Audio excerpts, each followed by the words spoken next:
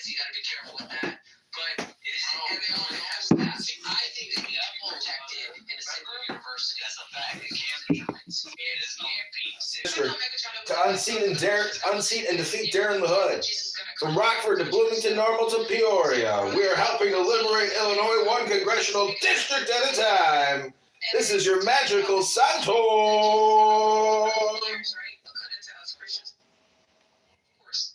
So remember, it says that the nations have to come to celebrate the Feast of Tabernacle. That's mother.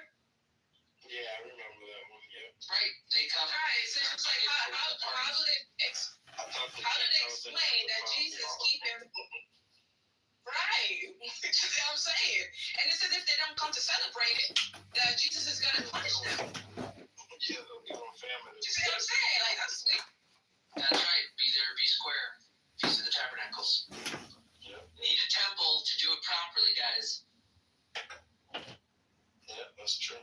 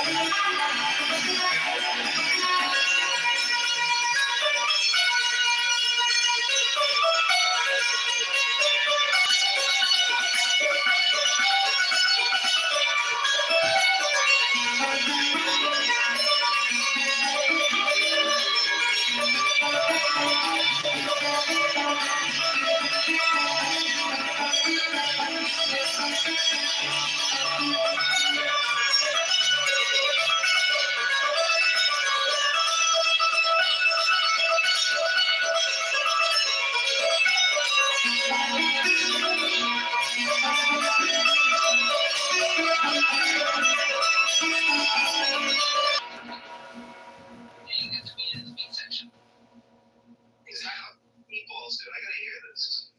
How do I make meatballs? I make meatballs, dude. What's that whole Parmesan cheese in it? I'd take. So you want to know how to do it? So I'd take.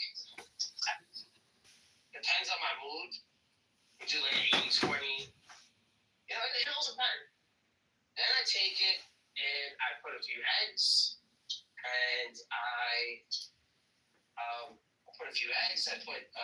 Don't tell me you're building it with that all these like pre-made breadcrumb shit that tastes like. I got the breadcrumbs. I use 4 seasons. Breadcrumbs. She said 4 seasons breadcrumbs. Oh, all right. Okay. That's how. Give them space. Give them space. 4 seasons. I put in. They don't have 4 seasons in fucking Aldi's, man.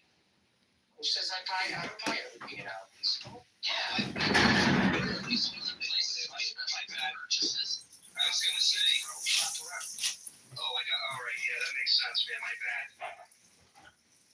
That shit's expensive. Don't you come into this house and disrespect Aldi's? You disrespect me while you're talking to me like that. Obviously it does. But it's not the only place. It's not the only place. I think, what kind of tomatoes do you use? I use like the Canto San Marzano. I use the grape tomatoes. They're made in Israel. Some olive oil. Fake Christians remember that. Like nothing. And Bert is just saying you have. Let's talk about keeping the law. You guys talk about keeping the law here. You're a fake Catholic anyway. What about you guys not receiving the Eucharist? I mean. That's all you gotta do. Or venerating Mary. Like, what about me? Huh? Abide by some of your Say that again. venerating Mary, When? blood and body, and the Eucharist. How is that As about well. Mary? Venerating Mary? You're talking about the communion, like when they did the Passover? Venerating Mary, like. What are they gonna do with Mary? No, I'm saying there's two things. I'm saying venerating Mary and doing the Eucharist every time you go to Mass. Is Mary of minimized import in the Ethiopian Christian tradition? Don't know anything about Ethiopian. Well, I'll tell you, the Europeans go bonkers for Mary. Like, sure.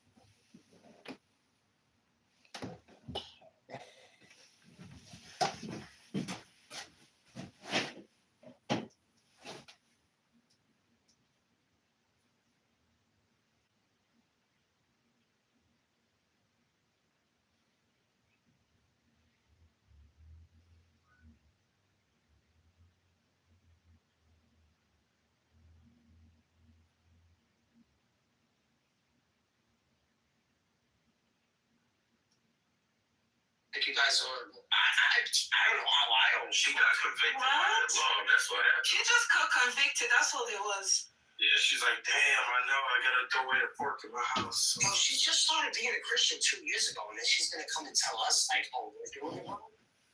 No, I'm not. How can I not? People be in their feelings. I don't get it. The word of God is a sharp, double-edged sword. We don't want to come here no more because we had it. And she even contradicted herself. She said Jesus in Matthew 5, he's talking to the Jews, but then she then says Mark 7, Jesus said all things are clean. So according to your logic, he's still talking to the Jews. All things are clean to the Jews, not to you. So it's, she was just contradicting herself. Yeah, it's true. You can never really like his argument over there. All foods are clean. Could she be contradicting herself but still be right? Yeah, but we know she's wrong. Yes. Chances are, if you're contradicting yourself, you are right because you've overstepped the boundaries. She got really upset. Being right or wrong. She got really upset because you know. Did you do it for no reason? She couldn't get over that. But she didn't say nothing to us, though. She messaged me saying she not coming back here no more. I don't know what the fuck Tyler, did we overtalk her? That's wild. Nah. I don't know what she's even talking about. This victim type thing is annoying as hell. Yeah, for real.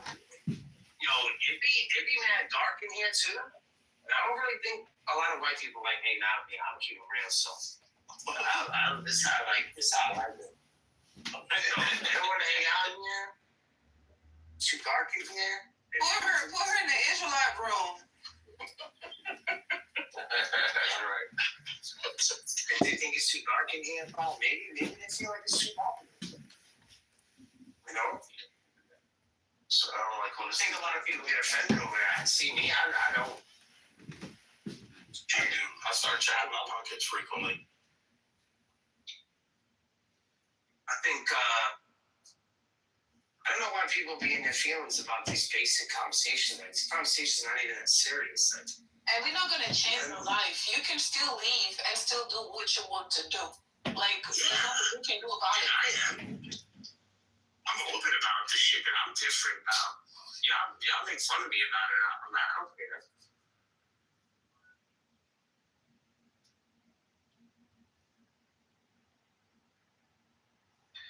Well, I've been studying virology since 2008, and the amazing thing is that most people do not get that sick from.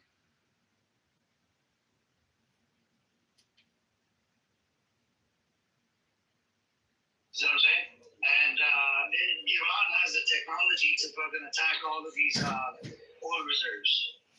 And if they do that, I mean, they'll be out of business. They'll have to shut down the business, shut down the country. Saudi Arabia will be out of money. Because they have all this money invested in like a whole bunch of different countries. America, you have other countries that they have invested money in. So, they have to keep making X amount of money to be able to operate and be able to donate and do this and that. And if they don't have any money coming in, and I used to think that why are you such fucking relying on oil?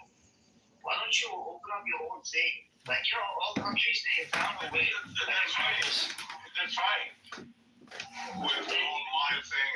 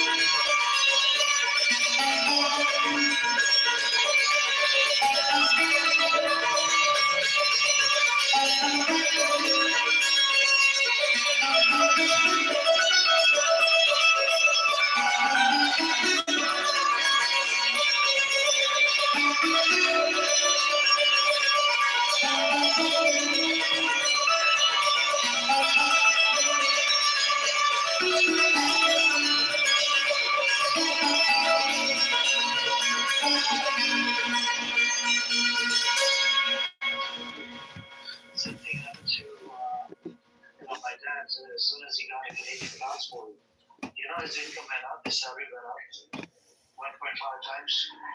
Why are you? What's your origin? Where are you from? I'll tell you about it in a smaller room. We have Zionists come back in the audience right now, like Rabbi. Okay. And we have the anonymous account that's probably recording. Come back. That's so funny. Yeah. Free speech, baby. I know, but these idiots, they're trying to find information out of it. And, that's how it is. You just gotta be careful. I think they're about to do a raid. A whole bunch of police. A lot of people are leaving TikTok, I heard. Oh yeah, so this new app called Censorship that they have. I downloaded this new app called Upscroll, but it's missing some features. Right, it's the exact copy of Instagram for right now, but you can't really do live. But you can upload videos, up to 20 minutes videos. You could upload pictures. I've been doing it, every day, and I got I think up to 25, 30 followers so far in the last 2-3 days. Where is the servers hosted? Not in the States, are they? Twitter. No, but the Twitter, they took away, so we have that brother Suleiman Ahmad on Twitter. He's like huge. He's an investigative journalist. He did so many fucking rooms on this against the Zionists after 7th of October. He even dismantled the whole narrative, the 7th of October bullshit that they've been spreading around. You know what the Israeli IDF did? IDF is on Twitter. They put his name on one of the rockets and shot at Gaza. That's how disturbed these IDF in Israel was because of him getting. He used to have 3, 4, 5,000 people in his space every day. Yes, Rabbi. What happened to him? They took away, so they got triggered so badly, they mass reported him, did a whole bunch of shit, and they took away his monetization from Twitter. He's got almost 1 million followers on Twitter. Yeah, I gotta have So he can't monetize it. Yes, Rabbi, what do you want to say today? No, just checking in. Checking in? Is it attendance check? Rabbi, I want to go to your school. Let me put a check mark right next to your name. Hold on. Very cool. Let me call out everybody's name. Like Rabbi, I'm here. Let me put a check mark. Like the idiot.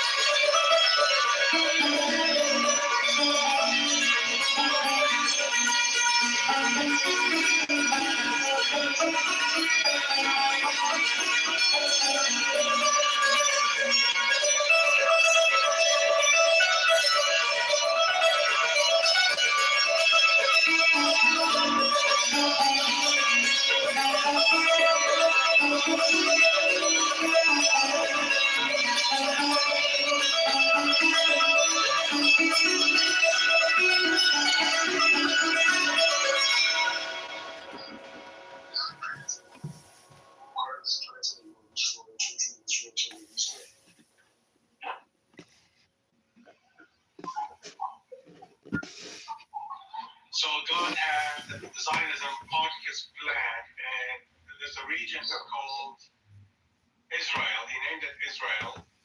Yep. To be part of the part of his land.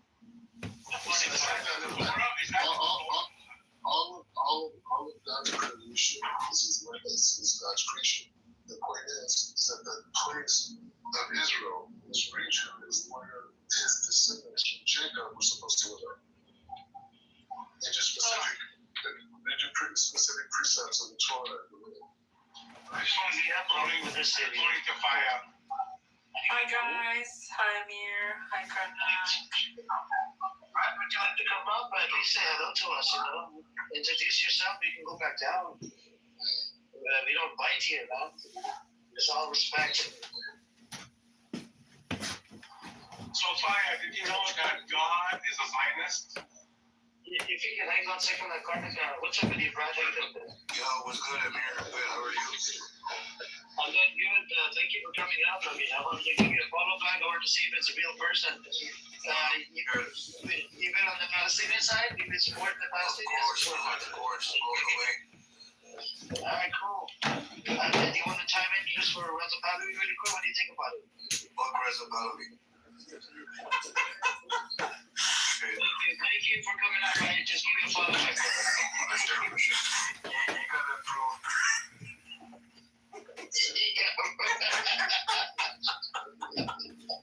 Well, U.S. Karnak, sorry I interrupted you. I just wanted to make sure he's not an AI. Right, so go on, Karnak. I don't know, man. I'm trying to swallow this whole thing with God being a Zionist. That's something stupid. That is stupid as well, and probably BlackRock. BlackRock said that, but I don't understand. Can you point me to where it says that in the Torah, though? God wanted his children to land in the land of Zion. It's like all throughout the books of the prophets. It's all thing. It's over and over. King David, King Solomon. The land of Zion. Land of Zion is not two different things. The land of Zion. It's the same. The reason that it comes from. People may not embrace the whole concept of God. It was shown the creator of the universe. Allah, this is right. Bartek, here's the problem with this rabbi character's position, right? So you have atheist, agnostic, right, coming into this law, named Theodore Herzl. The Theodore Herzl didn't even come to law. You have Theodore Herzl, the founding father. You have the Jabotinsky, another founding father. You have Eliezer Ben Yehuda, that's another founding father, because he's the one that revised the language that they speak inside Israel. Right, modern Hebrew. Same way, you had the Rothschild, right? Majority of them, Ben Gurion, were atheists or agnostic. They didn't believe in the scripture that this had leaves it, right? And yet they established a state. It was only like a safe zone for the Jews. That's what they wanted to do. On the ships, when please allow us in here, please. A lot of countries denied their ships. British denied it. U.S. in 1939 denied a ship full of 600 Jews. And their reason was that there might be some Nazis amongst them. That's why. So they denied the whole fucking ship. They're like, nope. And when they came to British men, they found there was a lot of animosity, but some of them did welcome them. Well, people.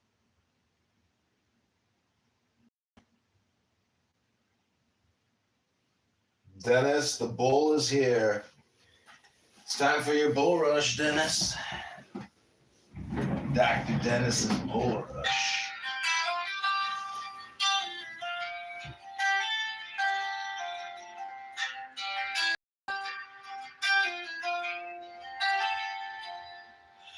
was dust on his boots, she was dirt on her dress. Met in the back of a church, both a little bit wrecked. He said, I've chased every thrill. She said, I've run every road. They laid all their plans on the altar, watched them crumble like old stone. To become true in the hand of the Father, heart in the heart, under one holy name. You and me, baby, at the feet of our Maker, learning to love by the light of His grace, wisdom and truth. One out of two by the word of the Lord of all things.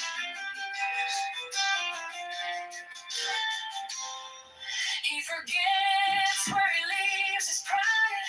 She reminds him who he is.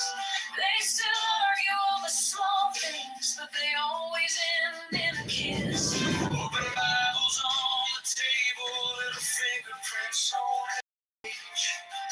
They're raising up a little choir, teaching tiny hearts to praise, to become true in the hand of the Father, heart in the heart, under one holy name.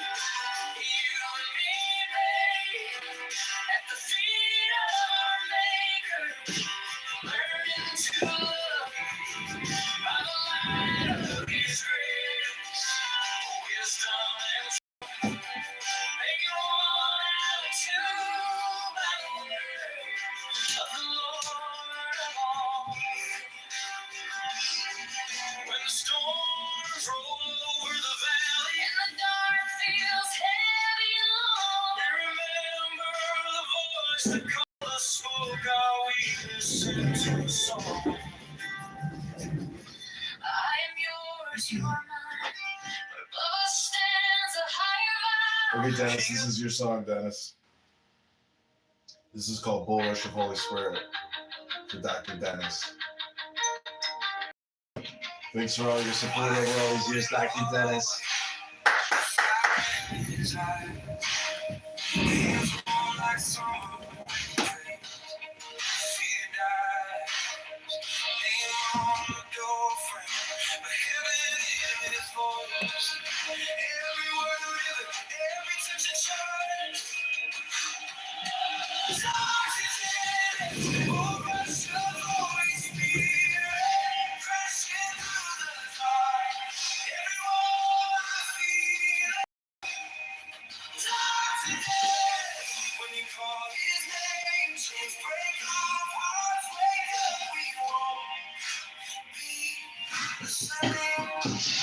You hear this, Dr. Dennis? This is your bull rush.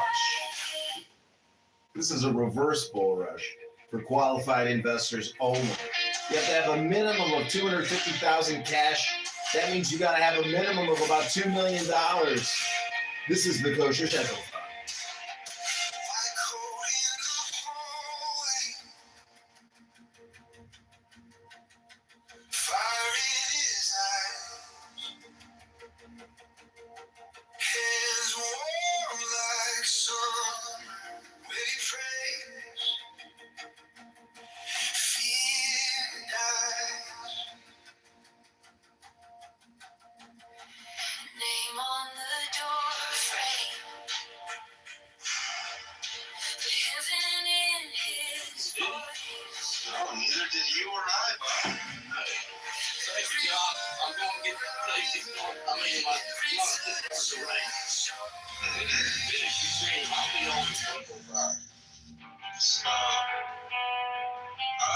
It's John. How you doing, John? Has ever figured out? You have how many? I'm good, John. How are you doing? I'm doing excellent, sir. What about you? John, what have you noticed about your life whenever you meet another John? Are you happy that you know another John? Because I love all the Johns that I know, and really I love them because of our name. And if you read the Bible, I mean, our good name is right there. And it's the precursor to the Messiah. It's such a consequential name. It's almost as important as Jesus itself. Well, I wouldn't go that far, but... Are you? No, he baptized Jesus. His head was cut off for Christ's sake. It's an important metaphor. It is the precursor to the Messiah. It's in the book, our name. I'm just saying, it's something to always remember. Even if your name is Mark. I know people named Luke. Why do you think Luke Skywalker is Luke Skywalker, my friend? It's in the book. There's probably something behind it. A lot of those things are very interesting, but yeah, no, actually, John, you know, when there's other Johns, this is when I was a very small child.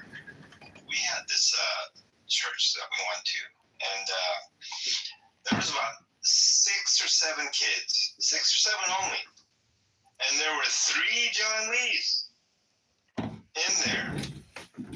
So we had to go by John Lee 1, John Lee 2, and John Lee 3, and I was John Lee 3. This is how common the name is. Not only John, but John Lee. I went to Rio one time in Las Vegas, and there was, I forgot what he says. I think it's a room of like 6,000 or something like that. But 40 of them were registered under John Lee. I said, how is that even possible? Right? Must have been a bunch of Koreans at a convention. Who knows what? I don't know. But yeah, this name is so common that I have to throw in my middle initial all the time, just to parse it out. But yeah, and just the first name John, not just my last name. I see Johns all the time. Everyone, there's another John. It's feng shui. It's feng shui or gematria. 4 is the number of letters in John, and Lee is 3. So 4 times 3 is 12. 12 is 1 plus 2 is 3. So it's all about the feng shui or the connection between numbers and names. And one thing, John, I just launched a YouTube channel a few hours ago.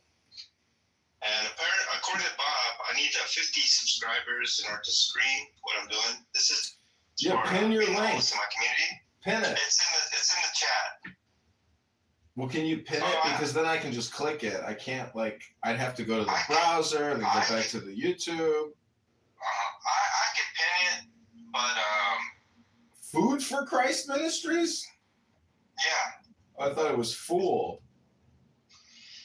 Well, this is something different. This is for the clubhouse only. Now, the Food for Christ Ministries is actual offline and something on the street. See, I can't get to it. See, you gotta pin it because I literally, you have to make these things quick, easily, and accessible to people that want to click. You got 22 more minutes left. Make the most of your opportunity now. Okay, you talked me into it, sir. So I'm gonna copy the link.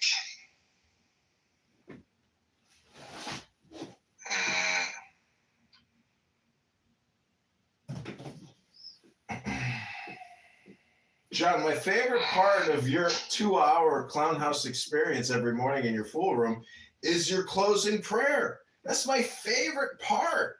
You know, I really feel the positive vibrations in your closing prayer. So I thank you, sir.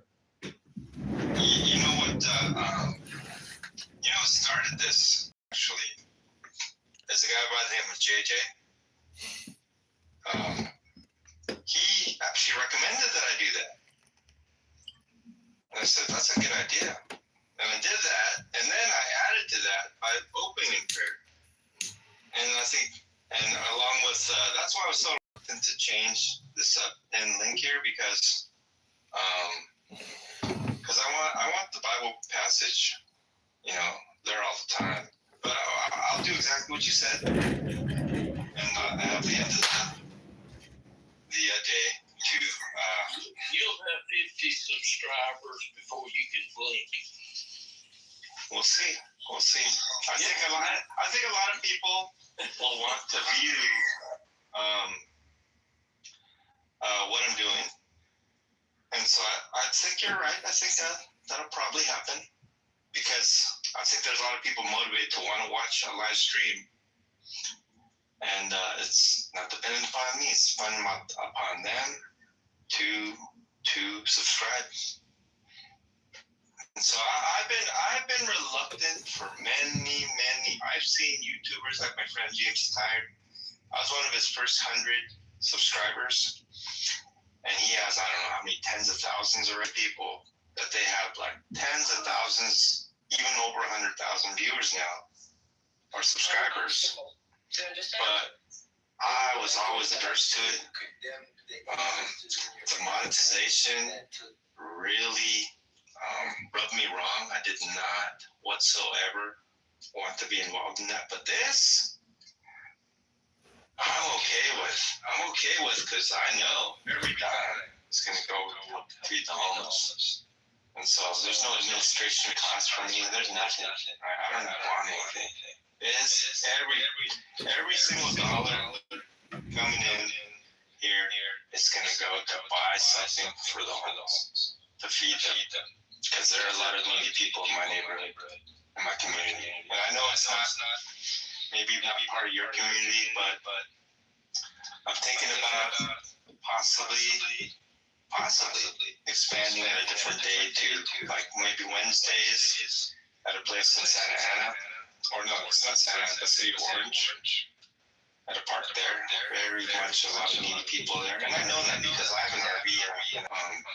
So this is what I want to do.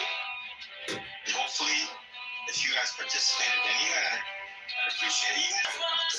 I'm excited about this because, like,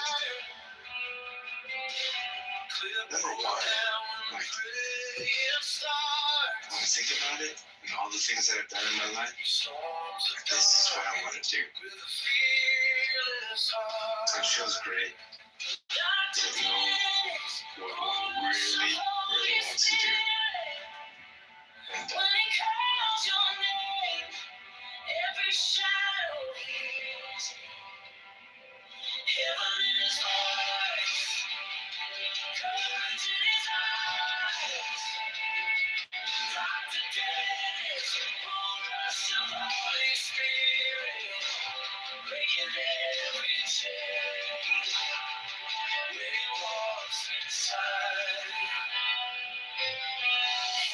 Augustus.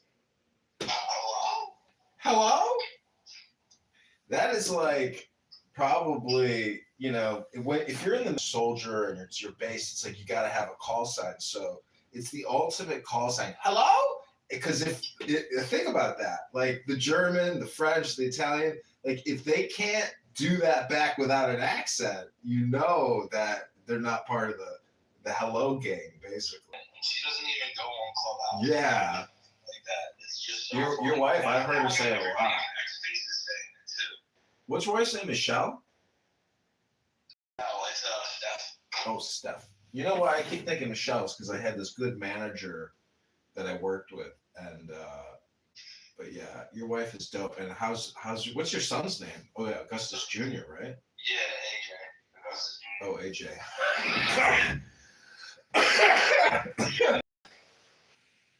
Well, that's like supposed to. And is it? Oh, I see. Working on a website design today. You know, I made one for Kennedy. Really be interested in this. So they're going to go into beta test. If you want to become an early user, early adopter to it, I'll hook you up. Sign up and courses that people pay monthly fees to take. Mm-hmm. So you could like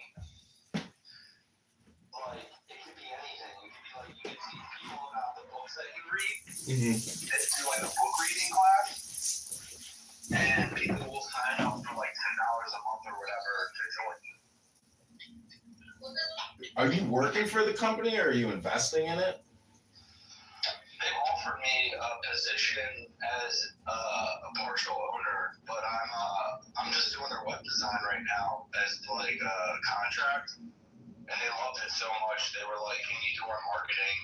next, and we'll give you a percentage of the company in the salary. Oh, wow. Yeah, and I'm just like, yo, let's just get this thing out the door because I wanna start offering classes.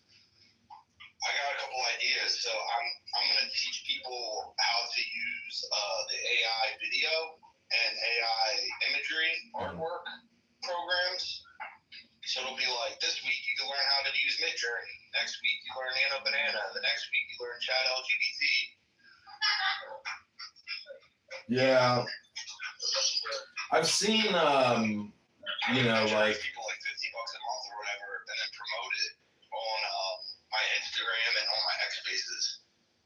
yeah, I've seen these types of like, you know, university or subscription or access to this, you know, publishing. And the thing is, I'd be happy to try it. Are you using Rumble? No. So Rum is the ticker symbol for Rumble, and I don't have the patience. I think it sucks. I've never even been able to successfully create an account. I've like once, you know, and I uploaded a long form video, like an hour-long thing. But I will definitely beta test, you know, and try this app or website, whatever, you know, I'll be happy. I have so many videos I can upload. I've been doing Sora now on like 20 phones. I have so many. Just go on Sora and type in John Kitover, and you're gonna laugh your ass off. Well, like a great example of what you can do with this new emerging tech is offer people a class on how to make the cool Sora stuff, and charge people, you know, $10 a month. And I'm gonna invite Michael up. So I just met Michael. Maybe like a week or two ago through my friend Dustin Stockton, who's in Florida.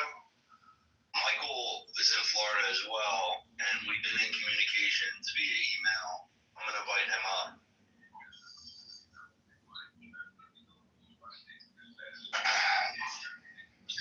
Can you send him an invite? Yeah, I sent it to him. My invite worked. He's up. Hey, what's up, Michael? Hey, man, what's going on, bro? How are you? I'm good, man. I'm good. Just catching up on my first job. Hey, Michael. Hey, man. Yeah.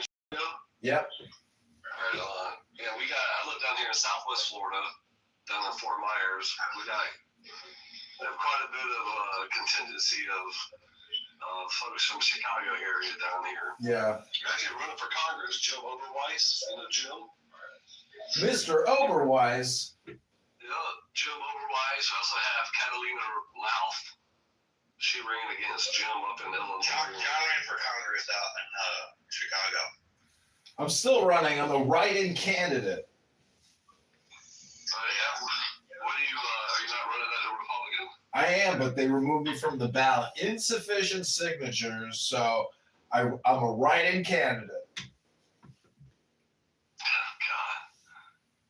Fucking, I don't know how you guys deal with the politics up there, bro. I can imagine that. I mean, I live in the complete opposite bubble that you guys live in, right? Or that you live in. You know, it's nothing but Democrats up there. We don't have any elected Democrats here, not at the local, not at the state, or, you know, national level. I mean, we live in a very conservative bubble down here. Yeah, man. I'm trying to build a network down there. I'm in DC. So I built a nice network here in DC of Republicans, and have been doing like work here and there for people around the country. Bro, I saw your fucking email, man. What are you talking about? That's kick ass. You were working with Kennedy, man. That's pretty impressive, man. Thank you. Yeah, and basically, man, like we moved out here so my wife could help him out at HHS. And she, you know, is like a political appointee. You know, when this gig is up, if he gets impeached or, you know, we don't win the next election and he doesn't get HHS for a second go around, we're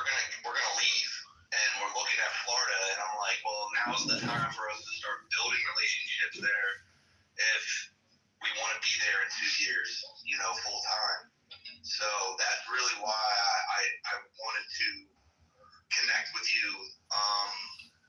And, I saw what you said in your reply. And listen, man, one hand washes the other. We both wash the face. Right? Anything I can do for you,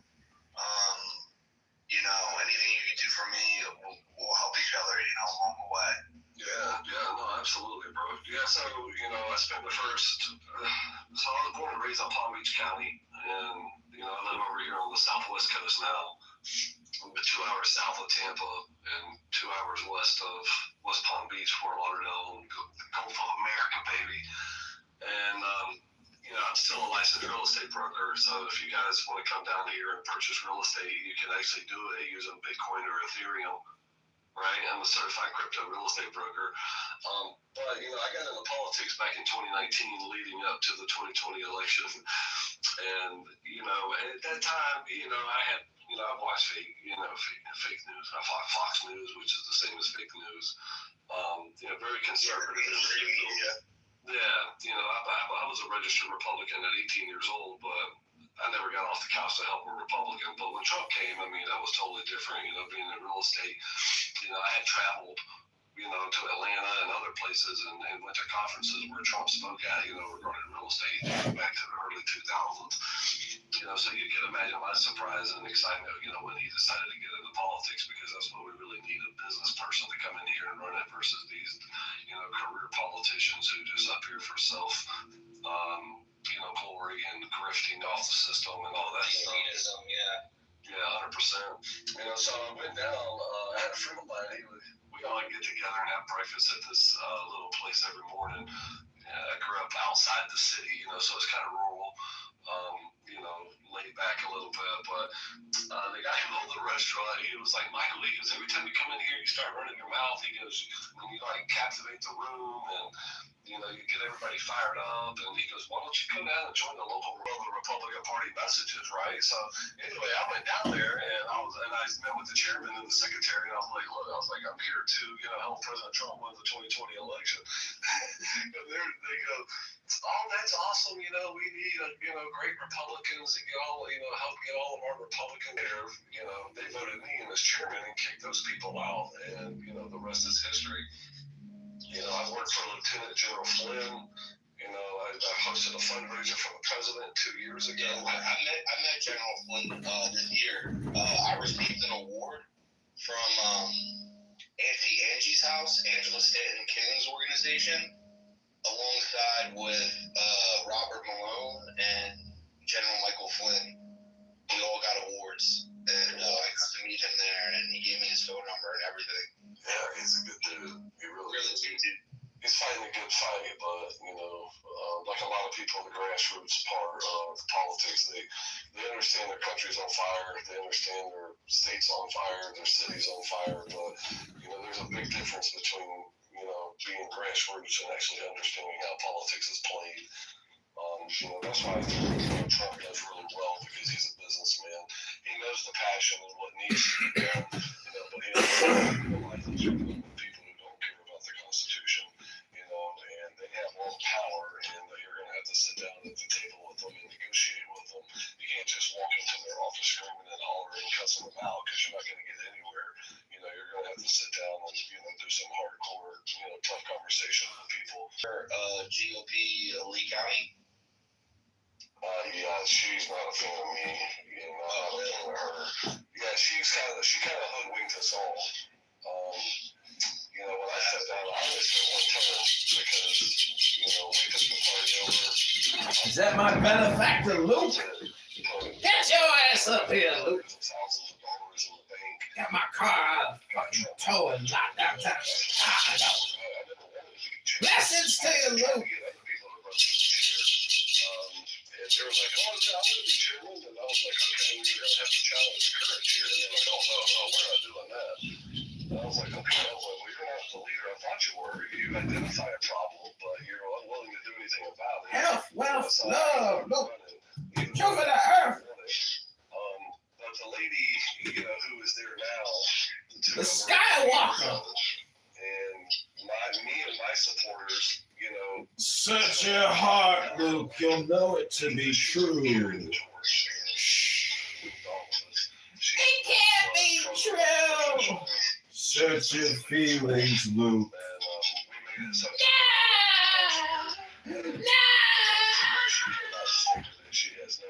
To join me, Luke, and together we will strike down the Emperor and rule the galaxy!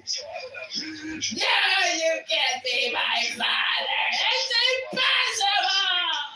Is that the quote? I think I got the quote right. That's from Star Wars. On the state executive board committee. I know almost everybody in state politics here, and I know Joe Gruters. Me and Joe Gruters, who's the current chairman of the RNC. Me and Joe were pretty much the only two Trump guys on the state executive board during the 2024 campaign. And me and Joe worked together on that. Okay, let's go back to the Fools for Christ ministry. And if you notice, I don't even spend time anywhere else now. I don't spend time on Discord. I'm already busy doing this other thing, by the way. And so the difference is this 2 hours every morning that used to be a dread. It was like, oh man, I want to call in sick. Now it's like, oh, I can't wait to open up another room.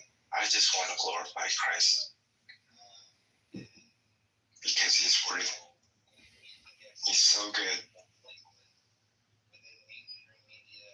And if anybody ever reads the Gospels, especially the Gospel of John, you literally see how good Jesus is.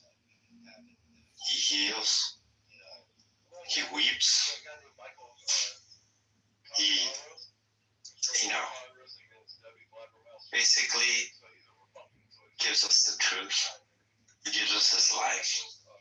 Shows us the way.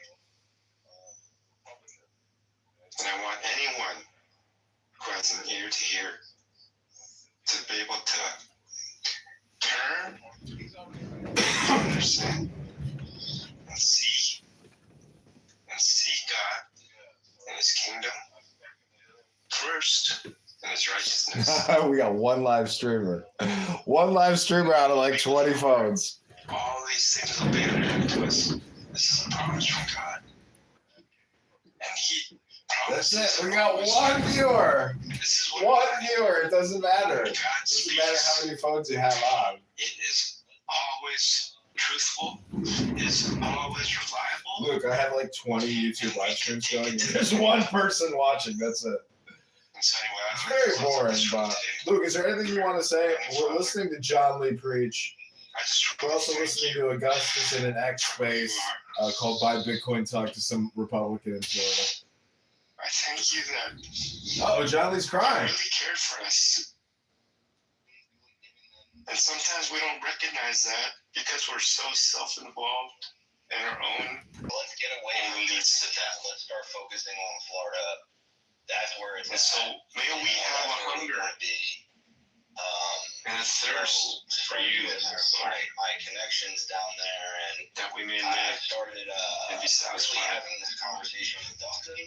And so I pray that you watch over each and every one of us. This is John Lee's closing prayer.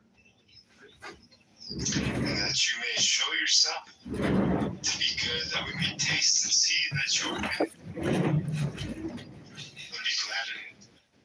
And so I pray this in Jesus' name. Amen. And so God bless everybody. And have a blessed day. Oh, that's the closing prayer of John Lee, everybody. Not even walking in from a position he said he was going to walk in from. And that's one of the main issues as well. Yeah, they came to that. It was cold as shit up there, man. I couldn't. Yeah, it was like a snowstorm. Bro, it was like 5 degrees. I was born and raised here in South Florida, man. No things it was pretty tough for me last year being up there at that time. We were going to get a super version.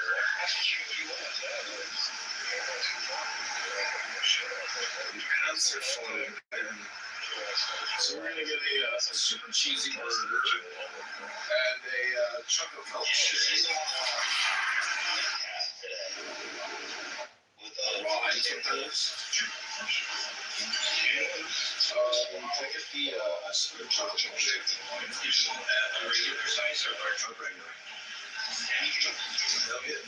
That's gonna take some time to cook. Okay. It's not for when that buzzes. Just come back and get it fresh. Okay.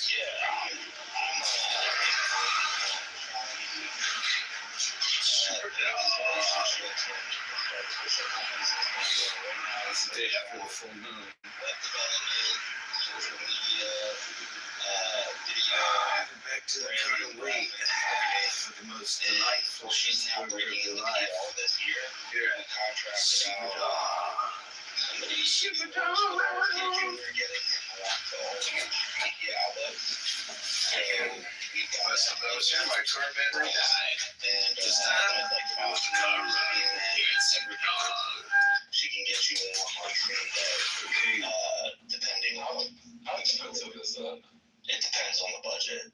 Yeah. So obviously, I mean, if you got an unlimited budget, it's going to be pricing and how much you want to be on there and stuff. But the problem is, a lot of a lot of America First candidates. I mean, they have really good talking points, but and God bless them, but they have no funding. They have very little social followings. So it's tough, to get behind those people. Not to say that they couldn't do a good job, but when you're in a campaign, I mean, you got to have a name that's recognized in the community. You got to be able to fundraise on your own. You got to be able to get your own endorsements. That's when bigger groups, can come in and take you from, here to a lot higher level. Fan, Byron's my congressman. I think he's great too. Yeah, I knew Byron before he ran for Congress. Yeah. Byron's my guy. I was actually just texting with one of his close advisors this morning. Byron endorsed me back in 2020 as chairman of the state party as a freshman. And it was wild, bro, because most people were just like, man, who the fuck is this dude coming out of nowhere? I've done some things politically in 5 years that a lot of people haven't done their entire career, and it pissed off a lot of the Republicans within the own party, because they're kind of like, man, what the hell's going on here? But yeah, Fitchback, he's got and all this other stuff. It's not going to end well for him. His fundraising's horrible. Yeah, fundraising's in the gutter. Yeah, it was reported he raised $900. His first campaign filing report. Byron said over here with $45 million in the bank. That's what I'm saying. These guys might have good talking points, but if you don't have a known name, whether it be through politics or be through your personal, career and work or whatever it is, the system, the way the system is set up, it just makes it that much harder for those individuals to, gain any traction. Yeah, 100%. The one thing with Byron, though, that I think he needs help with is like his graphic design and his video. Like, he's got an amazing fundraising machine, which is 80% of a campaign. But what I think he needs help with is messaging, and I think he needs to be unafraid of debating and really get trained up. Action Hero runs for Congress. He's got the proper team behind him to I'd like to make it a positive. being able to just slaughter in debates.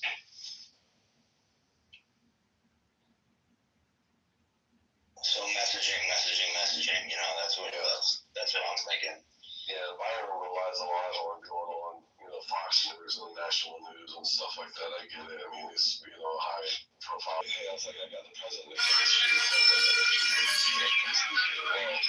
Something happened to the president to come and speak. And I was like, I know some people. I'm good friends with Roger Stone. I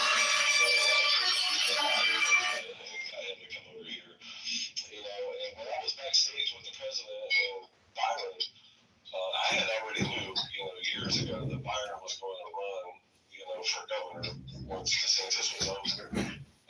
that was one of the reasons why President Trump didn't pick him to be the vice president. From what I understood, it came down between J.D. Vance and Byron. But, politically speaking, Trump didn't need Byron. It could have been helpful for the black vote, but, we don't need like two Trump guys, so Trump had to reach out to the quote unquote, other side of the party, which, J.D. Vance was, a declared never Trumper, to try and unite the party a little bit. Plus, Don Jr. was really pushing him because they're good friends.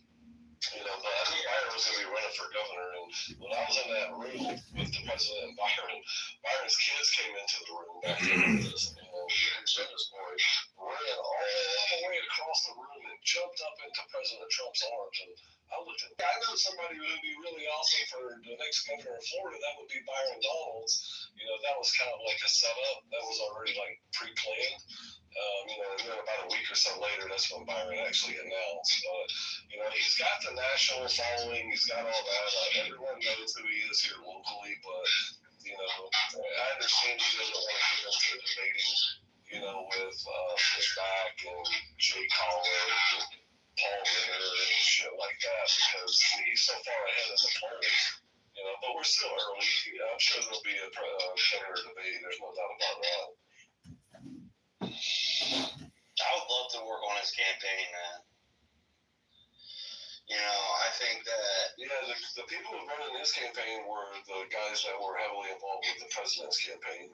President Trump basically gave him his presidential campaign and said, here you go. Got it. Yeah, I would love to work with the president's team too, but I mean, I asked RFK Jr. if I could do that, and to no avail has that manifested. So, I don't know. Yeah, I'd like to see Kennedy do a lot more than he's done. I'm gonna be honest with you. He came out and said, hey, let's get rid of, big pharma from advertising on television. Like he got rid of, tobacco from advertising. I'd love to see that. You look at the network televisions, bro, that's like 60-70% of all their advertising comes from big pharma. If you could do that, you could probably stop a lot of the biased fake news, the shit that comes out because they're heavily supported by big pharma. 100%, dude. I want to see a whole bunch of crazy shit happen, like the 5G shit. That shit's got to go. The chemtrails have got to go. I mean, you name it. I'm pushing it. I have an Instagram that has like 235,000 followers on it, and it's basically an RFK support channel. And what I do is I'm like, do you support him banning, something, right? Something he hasn't talked about yet. And people are like, yeah. And then I'll float it by his team and be like, yo, look, everybody wants him to do this. And people would support that. So then he'd be like, okay, let's work on that. And we did it with Coca-Cola first. And then we did it with the chemtrails, and now he's got like a chemtrail board. We're doing it with the vaccines.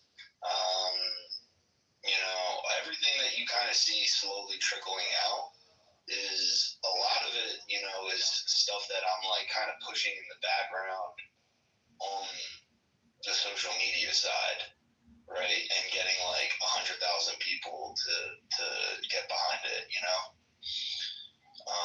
because some of them like they'll go viral, it'll be like 100,000 likes, 2 million, 3 million views, Yeah. So John, what are you up to with your campaign? Who are you running against? I'm running against Darren Hood in the 16th district, which is like Rockford, Peoria, Bloomington, Normal. It's the top and center of Illinois. It's the 16th district, and it's been a really amazing journey. I'm living my best life, and I got to get to the gym pretty soon. Hello. This is his first time doing it, and I've encouraged him to do it. he's not doing like the best job. John's doing it with his heart and with the right intention. And I'm happy that he's getting into local politics. And while he asked me to work on his campaign, and I wasn't able to do that, I think what he's doing is great. Yeah, 100%, man. He's a friend. We need people to step up. It's critical that people that have the passion and mentality to be a leader, step up and lead, because that's what they're missing in this country. Yeah, he's a friend of mine. We met on another app called Clubhouse. Have you ever heard of that? No, I've heard of it. I wasn't around when it was popular. Yeah, I was a beta tester on it with him, and we made friends back then.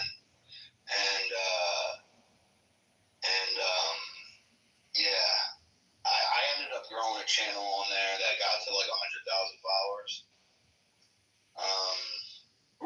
And that's where I met a lot of people in politics, a lot of people,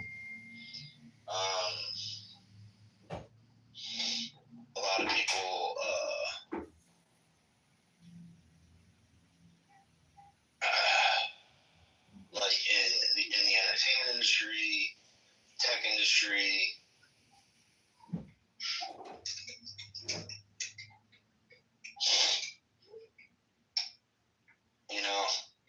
It was pretty cool when it was popular, but now it's on there. Like, I'll go into a room and they'll be like, look at this Mayo monkey. And just like, straight up like, white hate, bro. It's tough. It's tough nowadays. So I've abandoned it. I gave everything over to my friend. That's wild. Yeah, I got what I could out of it and peaced out. There's some groups here on X Spaces that are kind of like that. There's a couple of groups that's kind of like all black, and they get together and they basically do nothing except bash white people. From politics, specifically. I've gone in there a few times and debated with them just to piss them off. And they're just so.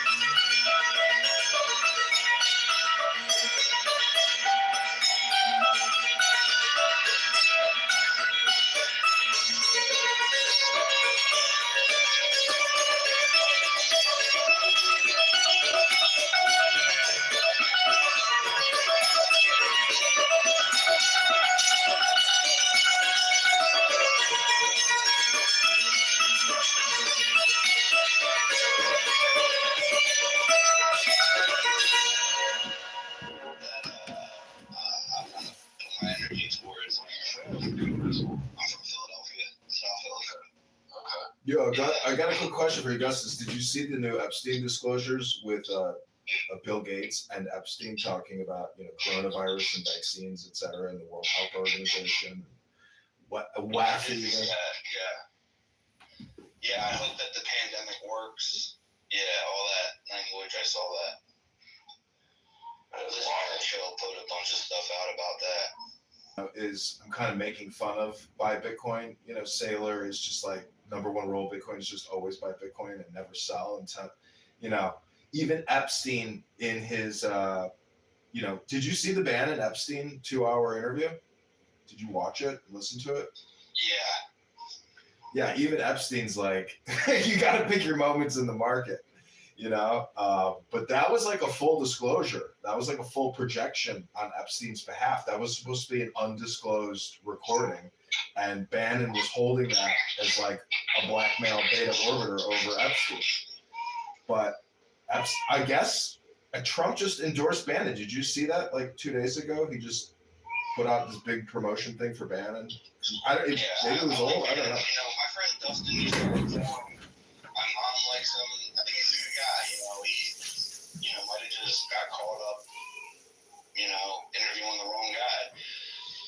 So, like he's got a lot of ties to Jeffrey Epstein. He also has a lot of ties to China as well, but I don't trust him personally. Roger Stone calls him Stinky Steve. Like, if Roger Stone hates his guts, well, fuck him. I don't like him either. I'm with Roger Stone. Yeah, I'm Roger. I'm with Roger Stone. I'm with Roger Stone! Guys, I actually just got paid to do a Zoom. I'm going to have to jump. Michael, wow, it was great getting to know you better. And John, it was great catching up. Hopefully we can all reconvene later on today. Or, Michael, I'll definitely email you back. And, John, I'll catch you on the flip-flop, bro. Yeah, man. Cool. Good talking with you. I'll do you my team and my cell phone number. Sounds like a plan. Alright, cool. Later, guys. I'm not so sure about, there's a lot of folks in politics that just, grift. I know he's obviously not a Democrat, but, I think sometimes people get in a position, where they have the spotlight on them, and sometimes they say things, just to keep the spotlight there. I was kind of, hoping Bongino, would do something. He did a lot of talking, Yeah, but I feel the same way. But you know what?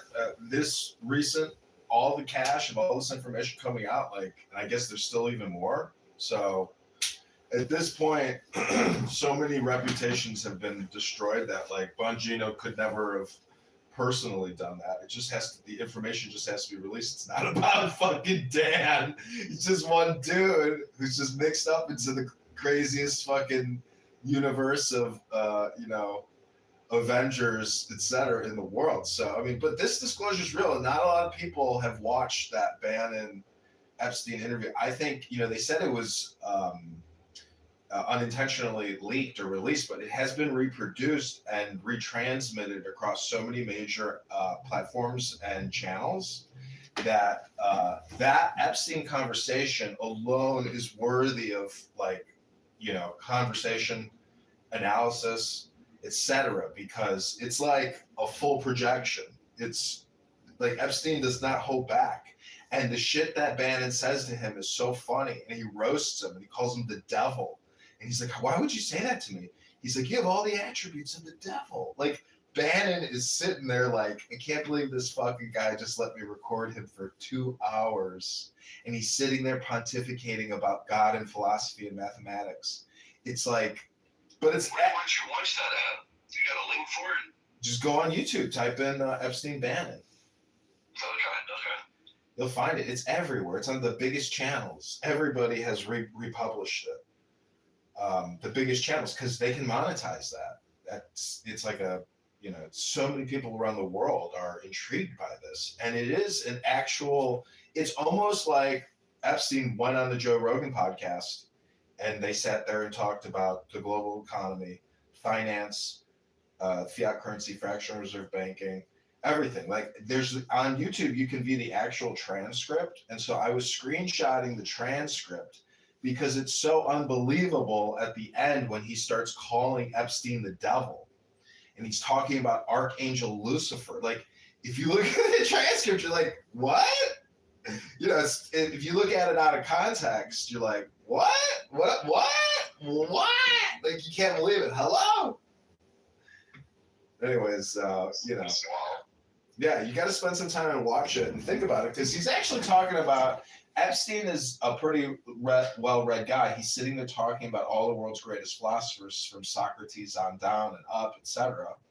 It's kind of interesting because he's talking about the mystery of life itself, meaning how does this whole giant system work? From Wall Street to the military to taxation to everything. How is it all happening? He's sitting there talking about that shit.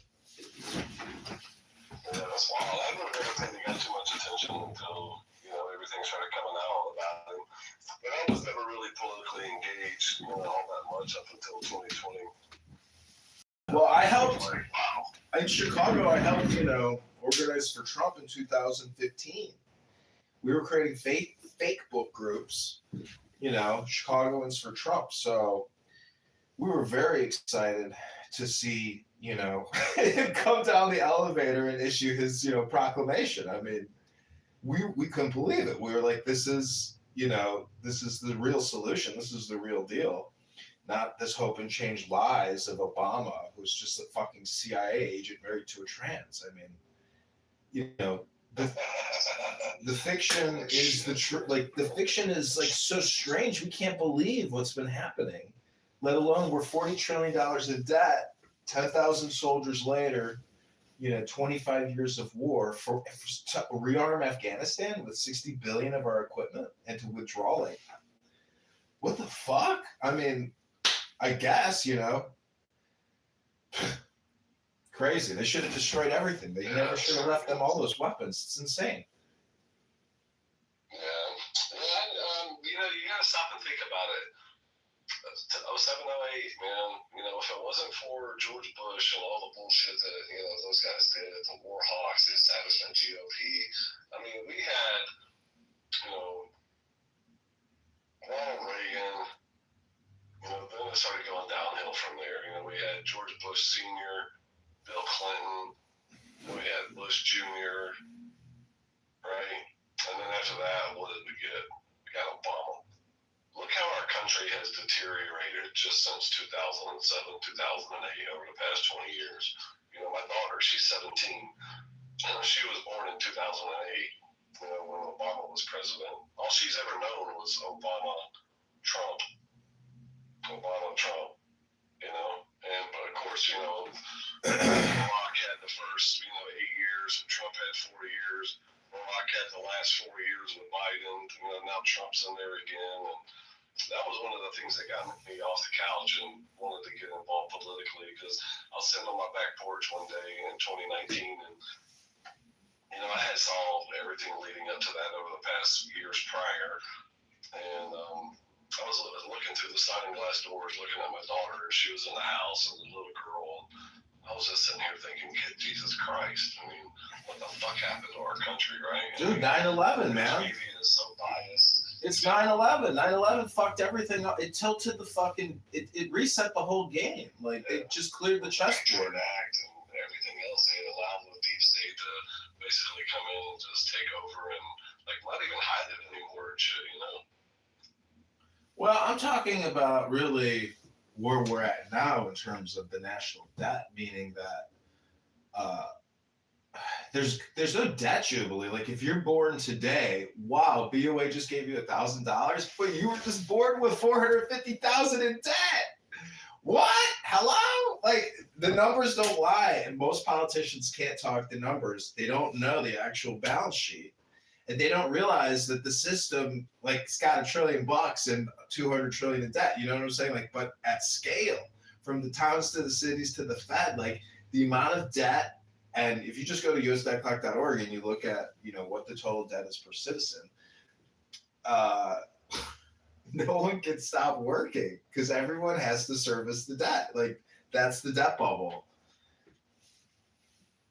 Because it's the property taxes. I mean, you pay property taxes. You work in real estate. You see how property taxes drain. It's not an asset. It's a liability. Over 10 years, there goes 100,000 plus. Bye.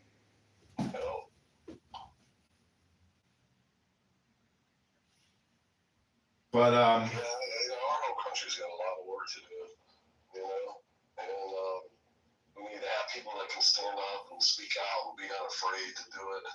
But the biggest obstacle they got is overcoming the machine, and by the machine I mean the way the system's actually set up. It's almost damn near impossible to beat an incumbent because they have so much money backed by them, not only through their own campaigns, but but look at Ron Paul. Look at Ron Paul. Look at Bernie Sanders. These are independents. Do you know how much Bernie Sanders has raised over his career, and he's still nonstop the biggest propagandist on the internet? He has raised $750 billion since just the year 2000. So he's the biggest shylark of them all. Because did you see what he? Anyways, we could go on and on, but dude, there are black swan characters who break through, but I'm not one of them. Like, I can't get virality, but you know who does is Augustus and his wife. They literally, in some ways, they helped Trump get into the White House because they were with Kennedy, and they were instrumental to Kennedy's messaging distribution. And without them, I don't think Kennedy would have achieved the communication successes that he did. He was pretty groundbreaking, and then he just threw it all in for Trump. But even the Democrats in every city still literally kept him on the ballot to try to cipher Trump votes for Trump. So, but he still pushed it because he was able to let everybody know vote Trump. So, regime change is real, and I'm just like, to me, when you really think about all the shit that Trump went through, let alone having his ears shot off, and like, if you think about how the Democrats and the liberals, like, he's just one man against like 99%. You see what I'm saying? So like, it's a miracle that he is our president. Just in the same way that it was a miracle that Obama, with everything you know about him, is what became the fucking president. Like, it is like a movie where the Praetorian Guard just hoists up some new schmuck, and next thing you know, we got a new schmuck, Caesar, for 4 years. Because even Clinton's success is a miracle because of his relationship with Bush. Like, the fact that there is stuff about Bush being a cannibal is like, I don't believe it. Like, I can't believe it. There's things that I just can't believe. Like, why is it? Can't believe or don't want to believe, I mean, is society that fucked? That's a good question. There's just no way. Like, it's got to be fake. There's no way somebody would eat intestines with children feces. Like, is it just like a joke? Like, because it's just a communication screenshot, right? I mean, anyways. Yeah, we're in a fifth generation war. It's all about information nowadays, and controlling the minds of people. Yep, I agree. See, that's the type of. But see, anyways, there was a news article today, just repeating the news, but it's like proven that these social audio, or TikTok in particular, and other platforms can actually lower the IQ substantially. So it's like not just mind control, it's time control and retardation inducement. But yeah, that's because we have a lazy society. People don't want to put in the effort to actually, read the article. Clickbait is real. You try and capture you with, these headlines, but if you actually read the article, it'll actually probably contradict the headline. But people are for instant gratification. They want to be the first to reshare it. They want to be the first to go out here and talk about it. Like, for example, I have a good friend of mine. I work with the RWA group, a real world, asset in crypto. And, these guys, they're crypto people, but, not really, but they are. In the past couple days, they were like, oh my God, the market's tanking, and somebody said that, Satoshi sold 11,000 Bitcoin. I'm like, the fuck he did? I was like, I told you that stupid shit. And then you post something, in a Google meetup that was a post from X. And I was like, did you guys look at Satoshi's wallet?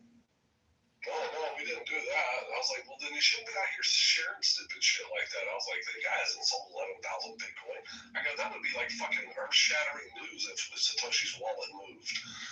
And then, just last night, the second night in a row, the same dude's like, oh my God, did you see, are you sure? Are you sure that Satoshi's wallet didn't sell 11,000 Bitcoin? And he posted another article off of X. And I clicked on it and I read it, and it said Satoshi Era Rail sold 11,000 Bitcoin. I go, brother, did you even read the headline? I go, it says Satoshi Era, meaning the time frame of OG Bitcoin people, a whale who got into Bitcoin earlier sold 11,000 Bitcoin. I go, but also read the article, because it says he sold 11,000 Bitcoin for $850 billion. I go, that doesn't even like math. That math doesn't math, right? I was like, and then contradicted to this article that says a whale from the Satoshi era, sold 11,000 Bitcoin in November of 2025, right? 2 months ago. And those 11,000 Bitcoin that he sold in November was worth $1.3 billion. And the article that you just posted said 11,000 Bitcoin sold yesterday was valued at $850 billion.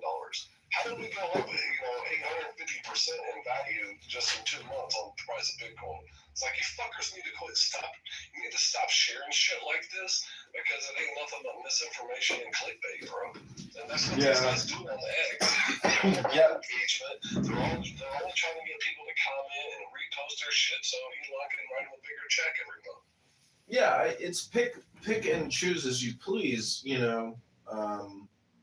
There's just never ending clickbait, and people want to play. There's just an infinite number of hosts, an infinite number of. I have a feeling that like every single clickbait title that has ever been created has already been, like there's just nothing new. So that's why I say you're the fool if you don't realize how stupid all this is, because your life is your choice. The content that you choose to consume or create is up to you. But that is the cool thing now about our age, where if you look at the television and how everyone was just completely hypnotized by the TV, now you can reverse it and you can actually become the star of your own show. So that's also part of the clickbait. Technically everything is just a spam and a clickbait scam at this point. Like, we know we live in a Ponzi scheme backed up by the biggest mafia in the world with the greatest nuclear arsenal the planet's ever seen. So enjoy the ride, but you have to choose how you want to play this game, because it is political. And, the debt is political. Everything's political. Everything. Yeah. You never realize how much politics actually plays into everyday society.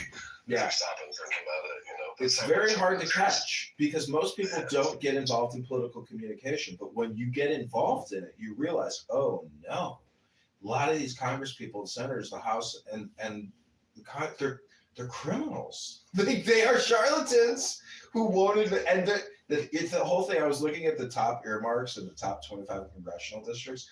Dude, if you could bring in a $200 million contract for a special project in your district, you're a fucking hero. You made people in your district money. That's how people just continuously reelect people. Because, like Trump says, I love the poorly educated. Well, that's like 99% of the country. Because most people don't really care about politics, and the rest of it affects them in their front yard. If it doesn't stop at their front door, the price of milk, the price of gas, they don't give a fuck if some politician uses a slush fund that's created by Congress, to pay off their sexual, harassment lawsuits and shit like that. But when you start digging deeper, you realize that Congress established their own slush fund. And congressmen and women use that slush fund to pay off their own sexual harassment cases. But people got to do a lot better. This country's going to hell in a handbasket. Trump's not going to save us all. I think he's just kind of like, the first person to get out here and really, raise the awareness of, hey, look, if you guys can't get out here and fight for this country, it ain't going to be around here much longer.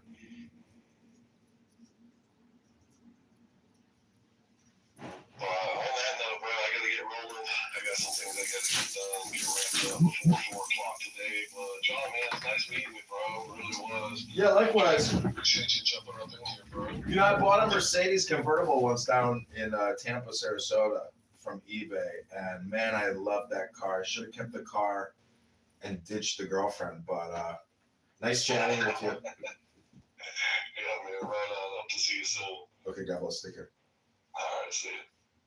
All right, Deco, I don't know if you want to say anything, but this is the Buy Bitcoin Room, hosted by John Augustus Michael here. Hope you guys have a great afternoon.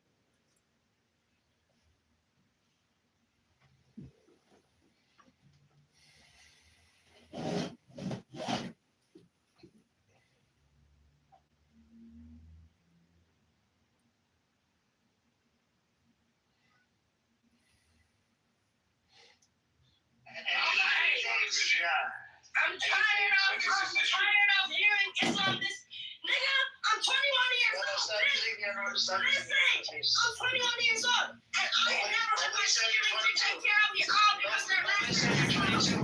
Nobody said you're 22. Okay, but fucking listen, fool. Yeah, but you gotta listen to me out. You gotta hear me out as well. Come on, Roshi. Alright, cool, listen, bro. Like I said, I'm only 21. Since a little girl, I came here in this America. I'm from the United States. Came here when I was a 10-year-old little girl, bro.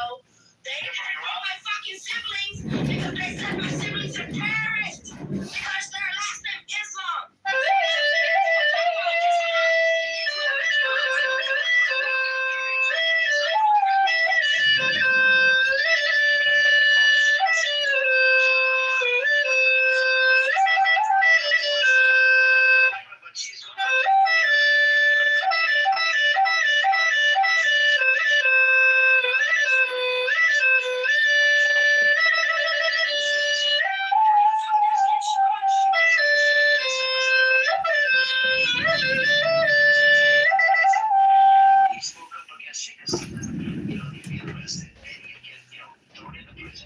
That's how the Jamal party works, yeah. Yeah, so, I'm just letting people know, Roshi, we gotta educate people, right? That's good. See, that's what I'm here for, man. What country you from? You don't have to crash out. You see what I'm saying? Just calm down. Yeah, what country you from, buddy? I'm from all over the world. I hold my Muslim identity above my, whatever country I'm from. Because I look at everybody to be my, part of the same ummah. You see what I'm saying? Alhamdulillah, man. This is why that person is so famous. And So it was not particularly Motown? You mean the modern music that she sang? Later in the years? It was back from that day. It was okay. that I had never heard of. I only, if you only hear the top 40 radio versions of people, then you never, unless you buy the album and listen to the whole thing. Yeah. Do you remember the song? And listen to the whole thing? I'll look it up. Yeah, great. I want to know. I know the song. Maybe I don't know either. But I know a lot of songs from her. You guys, Nile Rodgers, right? Yeah. Yes. So I had a long form interview with him recently, and he said something really beautiful. I can't remember the actual track that he was referring to, but it was very early in his career. He was doing being like a session musician and going on stage with random people. And at this one time, he was asked to cover a track that was really, really like a pop track that was really famous and that he really hated. And as he was learning, he was complaining to, I think it was his mentor who was, can't remember who that was either, but he was complaining to him like, oh, I hate this music and all that kind of stuff. And I pulled him up and he said, listen, it doesn't matter. First of all, you're a musician. Second of all, you're contracted to play this. But the third thing, and the big one, is that this song has touched millions of people. It's a good song to millions of people. So get behind it, whatever your personal biases are, I thought, and he kind of went, oh. A penny dropped with him, and I thought that was a really beautiful point, Totally agree. At the very least, it's worth listening to and taking it seriously. Taking a good chance. Exactly, yeah. The woman has to.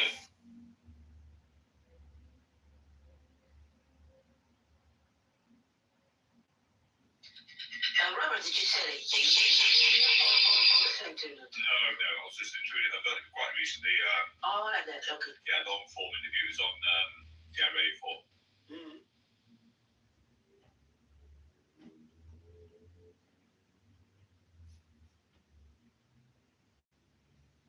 I had quite an interesting journey last year with You Put a Spell on Me. I listened to about 5 different versions of that from the very original all the way up through various covers and stuff, and I don't think there's one I don't like. What do you say? You like them all? Yeah. Oh, okay, great. It's a terrific song, and different people do different things with it. Yeah, that's right. By the way, you see that often, old songs that get a new jacket, so to say. But go ahead. The song I was thinking of was God of Thunder, actually. Oh, God of Thunder, yeah. And it was Love to Love You, Baby. I love to love you, baby. Yeah, I know. It's all the songs. And you thought... Robert, have you heard this? Robert, have you heard the dancing version of that? Do you know what? I don't think I have.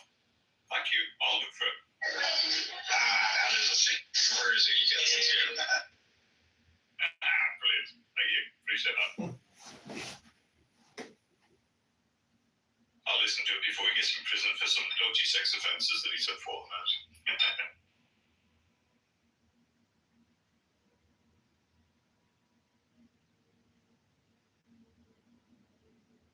So anyway, did you listen to the rest of the music from Donna Summer? It was really disco.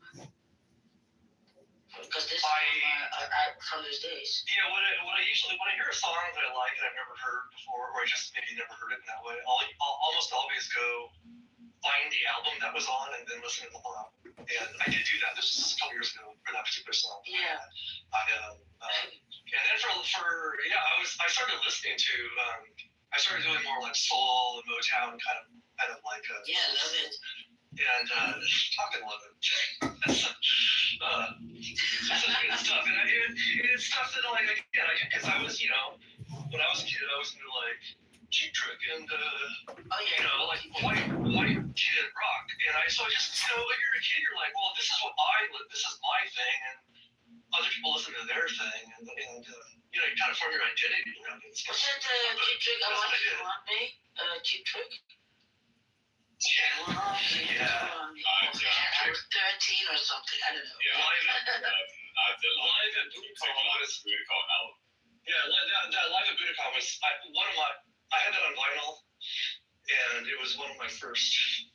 I don't think it was my first purchase, but it's one of my first purchases. My first was the Rubettes. Do you know the Rubettes? Sugar Baby Love. Remember that one? That was my first record at ABBA Waterloo for my sister for my birthday. My sister had I listened to that a lot. Yeah, my first was Cake Machine, Judas Priest.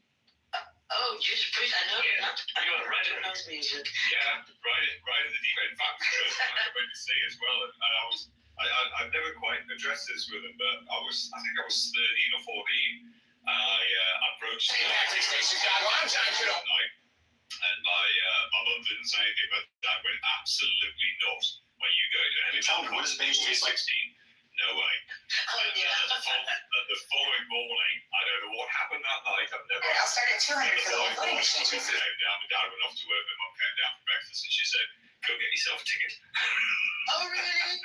Yeah. Did she go with you? Good on her. And that was it. Then I was Scorpions, UFO, Queen, the whole thing. The whole kit caboodle is brilliant. And did you go with you, or did you go with a friend? No, with a group of friends. No, my mum would never have gone to that. No, I just remember with a couple of mates, so we just became kind of regulars. And we were thinking about this the other day. It was kind of at the time when it was an affordable thing to do for a schoolboy to go to 2 or 3 gigs a month, Oh. But now they're like £50, £60 a ticket. Yeah. It's out of reach for a lot of people. And they were played in smaller places, so you can be at the front, and they know you, they see you, that was in those days. Hey, I'll start at 200 for the whole thing. I've got 20. Do I get a 25? 30 going once. Trying to see what's behind door number 1. I'm running for Congressman. Here's an authenticity card without a job. 10% off roller skates right now. That's really cheap. Okay, easy to see peanut, but no card. Buddy, what's your root beer? Here's an authenticity card. Let's see what you can hide from me all these years. Whoa. Gentlemen, our national debt is out of control. I think I lost my authenticity. Again? Did you check under the couch cushions? I'm still losing. Laundromat, the post office, I don't feel like me without it. John, you can't misplace yourself as God. Oh, God, wait, this isn't my soul. Is that a loaf of bread? Keep laughing, it's all racist. Life gets surprisingly sturdy. Forget it. I yield. I am not doing a pastry. Good, I got one. Oh, God, wait, this isn't my soul. Is that a loaf on the farm? I got it before the sun. Folks always ask me about the legends in Congress, like the senator who filibustered 24 hours for 6 months. Now that's a direct bladder control. They're 1450. Well, that seems great. That's great. I don't even know what the romper room is, but. No, me either. Who's that? I feel There's another Donna track, I think. Are we serious? Huh? Am I the only one How long have you been? I'm good, man. How you doing? What was your first concert, Benjamin? Was it like Elvis Presley or?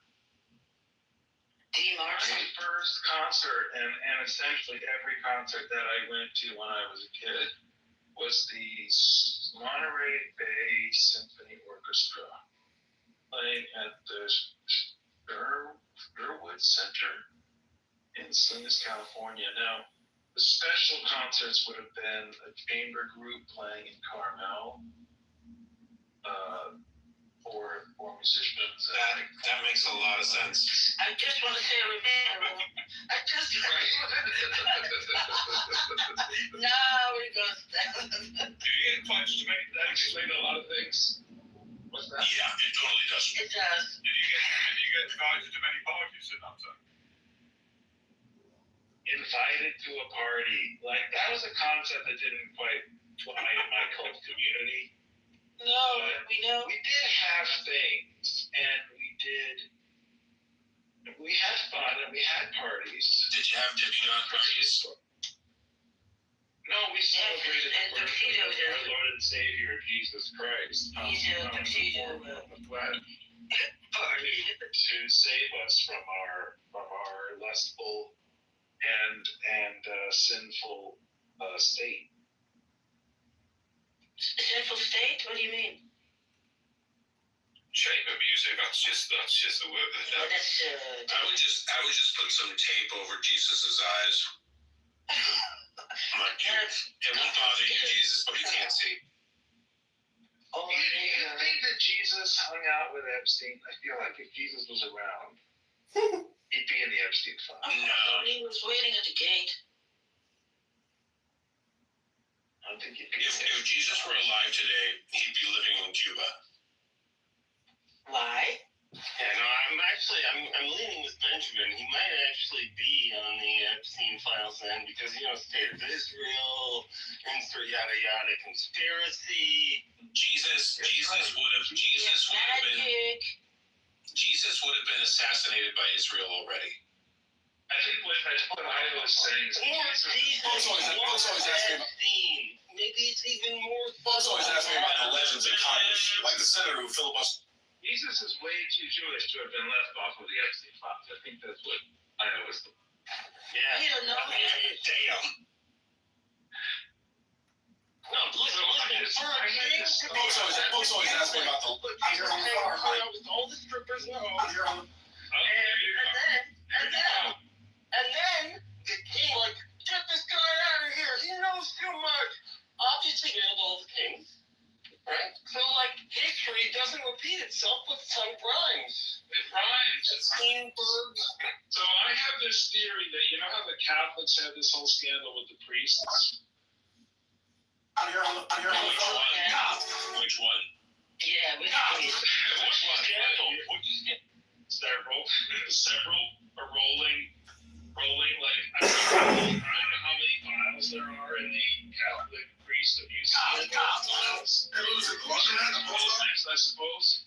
There's got to be a very 3 million files there, right? And I feel like every religion gets their scandal, and like Catholics have the Protestants have the same problem. And now I have the Epstein files. You know what I'm saying? Like. And who made our problems? People. Yeah, I think I lost my attention. All you had to do underneath was just not get jerked off by some underage girl. But you couldn't resist, could you? He couldn't even put on a condom. Because he got the herpes. Gentlemen, our national debt is out of control. Closet, let's see what you've been hiding from me all these years. He's happy anniversary, wife. Here's herpes.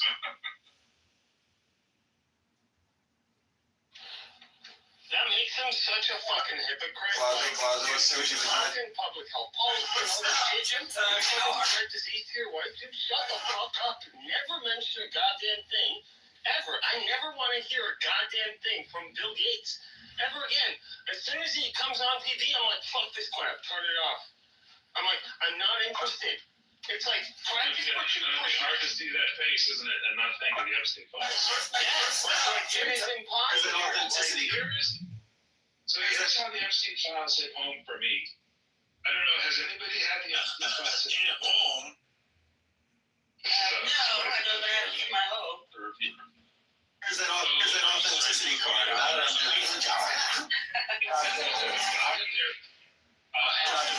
went to And there's a first robotics team that needs to get over Time to see what's behind the door. because they're in the 6 weeks of build season.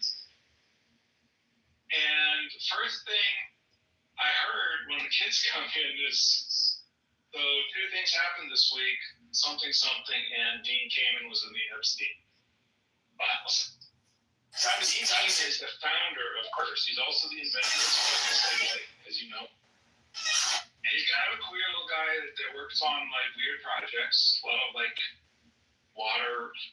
state water questions and things like that. Anyway, out of the founder of the First, this organization that like only serves kids, right?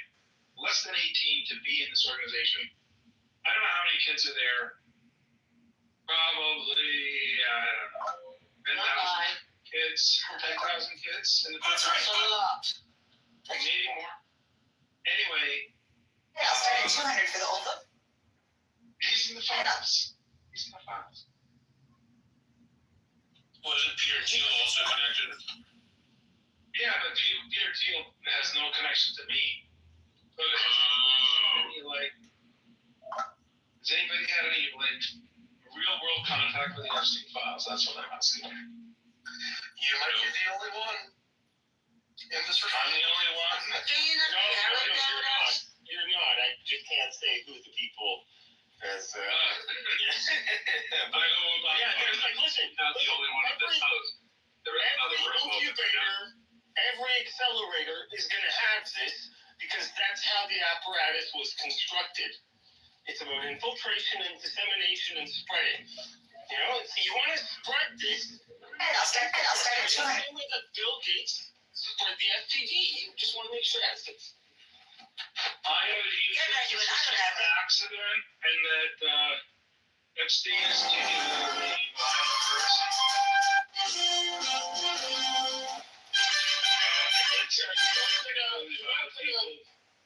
You don't get a meeting with Ehud Barak if you're nobody.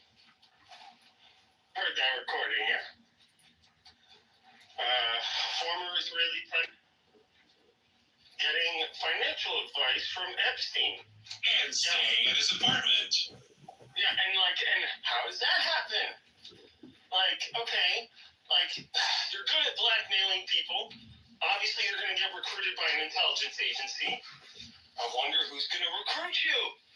And so whether or not he's an actual operative or working for the state, I've just come to the conclusion that, to really control the world, for better or worse, using pedophilia and human trafficking seems to be part of the game. And that's a fucked up kind of thing to realize that, the really good nations play just as dark as the evil ones that we claim we're fighting. So democracy all around. Kind of disappointing. I have to run off the business call. Today's kind of a fire drill at work. But I did want to say that my good friend Io is largely full of shit, and most of what he talks about is completely improbable and impractical. And this may be the least probable thing I've heard Io say in the last 3 months. What I just said now?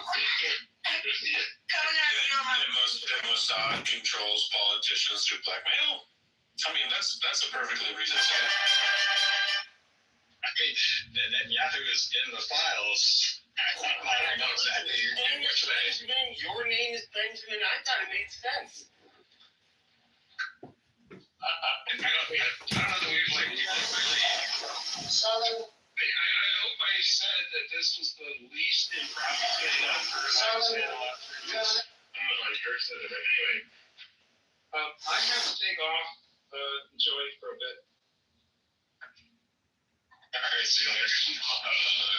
I don't know that people have that it has really sunk in for people the gravity, the enormity of what's going on with Epstein files. The Epsteins are, this is the biggest scandal in American history in the past 80 years. It's bigger than Watergate and Pizzagate and just about every other scandal the past 2 years in the United States. Pizzagate wasn't even a thing. But the funny thing about Pizzagate is that they were right. They were right in the broad strokes, but they were wrong in the details. Exactly. Like, It's wrong in the detail. Yeah, Twittergate. I think Twittergate is intimately related to everything.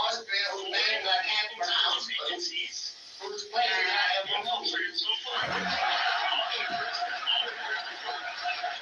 This kind of explains why if you fuck around on Wikipedia, you get banned. I've done that before, trying to make corrections on Wikipedia.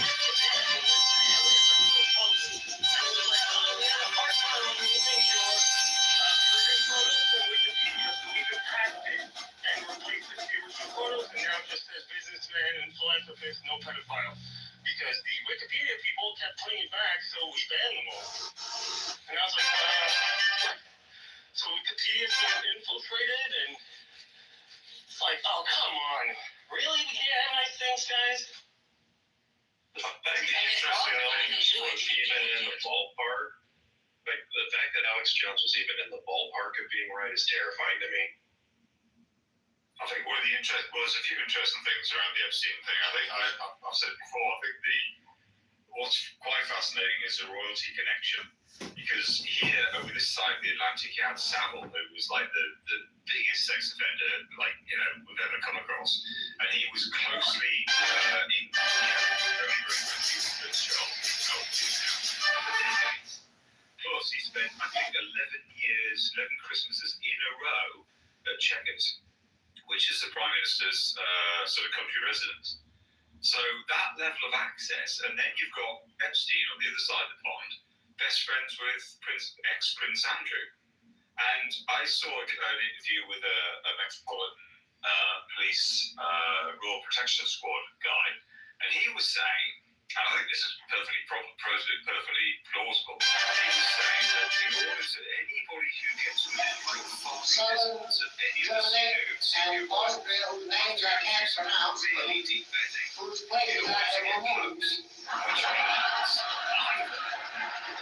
that the deep vetting doesn't work or is not always applied, which I think is unlikely, or two, the deep vetting is done, and those people, the powers that be, as it were, just consistently look the other way in these particular cases for reasons that are not apparent. Or they get cleared because of it. Or they get cleared. James Bond approved. Yeah, and then the other interesting thing, which I'm sure you know, which is the Ghislaine Maxwell father, who was Robert Maxwell, who owned the Mirror Group, which was a big newspaper group at the time. Yeah, he was in my six, so it was really, right? Well, he started off in the Czech Republic, in Czechoslovakia. I think that's where he was born. Him and his parents came to the UK when he was quite young. He absolutely rose to prominence as a really successful newspaper guy. And I remember there was a bit of footage on the TV years ago. I'm watching it on the news, and that's a lot of iron for this time of day. And my mom.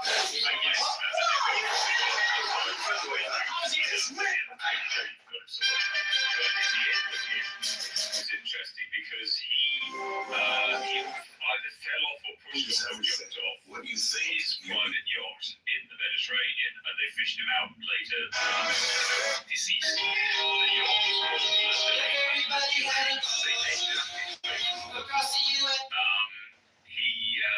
after he died, they realised that he'd completely looted the pension fund of the Mirror Group. There was pretty much nothing left because he just helped himself to the whole pension fund. And then his funeral was in Jerusalem, and he had a full military Israeli funeral. Now, that then leads into Ghislaine Maxwell being closely connected to, the massive, American sex offender that is Epstein, being his groomer and his supplier. She's a convicted sex trafficker. She's the only one in history who's been convicted without any of the clients being convicted. It's kind of bizarre.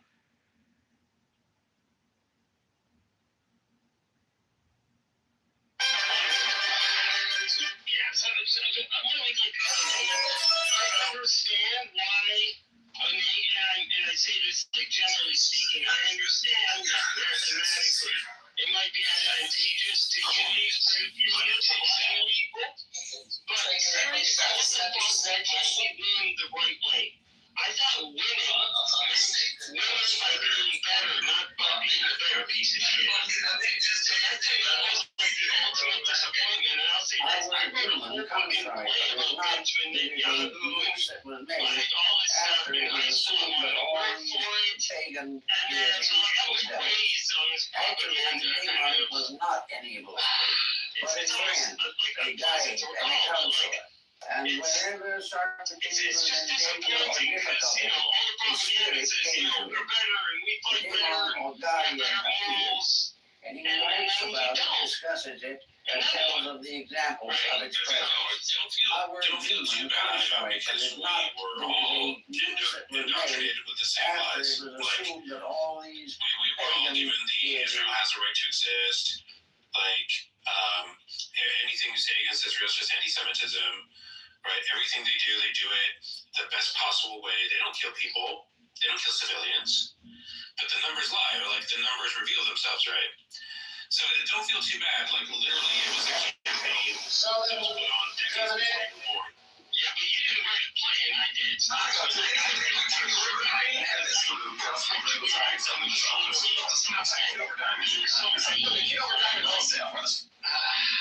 made a short film. I made like a music video short film in high school using footage of Tel Aviv getting bombed, heavily implying that the Arabs who did it were monsters. Like, literally, we all have that stain. For the record. Okay, well, thank you for sharing that, because that makes me feel better. Raised that way, Romero, so maybe the rest of you, not me. I got an exception. But it was weird, because I went to like a Catholic school as a Jew, and the school like propped up the play and everything. Like, I wrote the play like over a few days, and the school just like totally pushed it front and center, which is like, why are you like? It was the Anteb Israeli what are they called? Athletes, like Olympic athletes. And so like I did a play about that kind of hostage rescue situation and so on. And it was weird that a Catholic school propped it up. So now, like, looking back, I'm like, wow, the apparatus is quite strong. So I'm like, how does one address this kind of, I don't know, evil corruption? Like, why can't we just win by being better? And I want a mathematical answer. And I just feel myself getting angry, like Christian Bale on the set of Terminator. He's like, what do you mean we didn't see the light? I want a fucking answer. You know, and that's how I feel. And it's kind of like shitty, because I'm like, oh, incoming airstrike.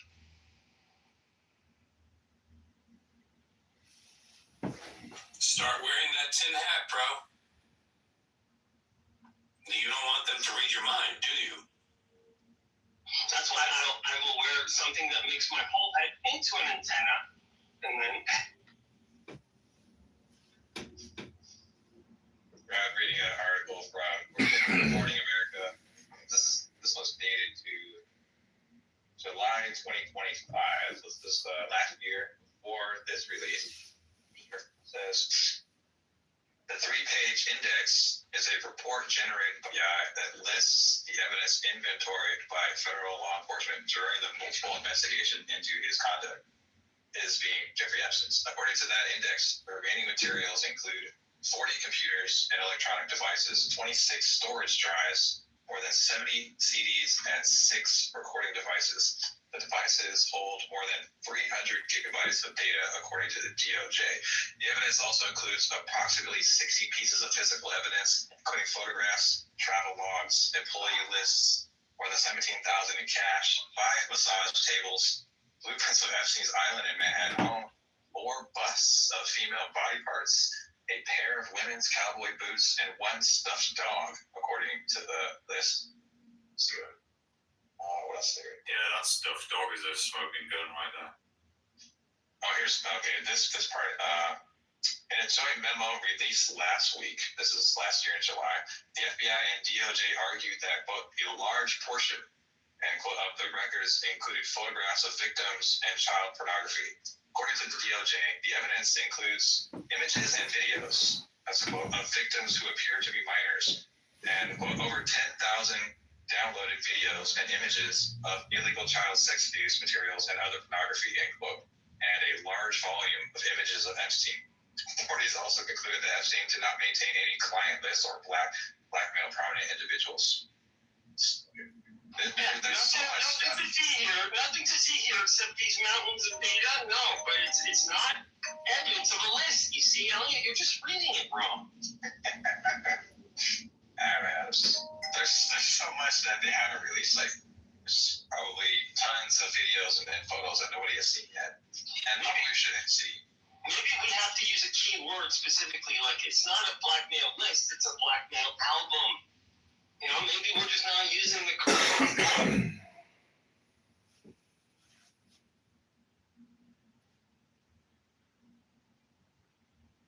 In my tinfoil hat moments, I look at an event like this where there's this massive scandal going on that's absorbing everybody's attention and all the front pages, and I'm thinking, wonder what's going on behind the scenes. Yeah. Is it like the South American Contras? Is there like some sort of other thing? Like, hey, when Monica Lewinsky dropped, so did the Contra affair, right? So what did we miss during this whole shit show?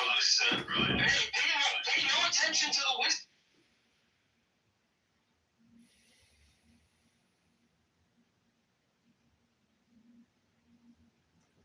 I don't even think there's any real effort being put into covering any of this up anymore. I think there's a bit of a blasé-ness around, you know, whoever kind of runs these sort of things or is involved in these things. Like, I'm on the list.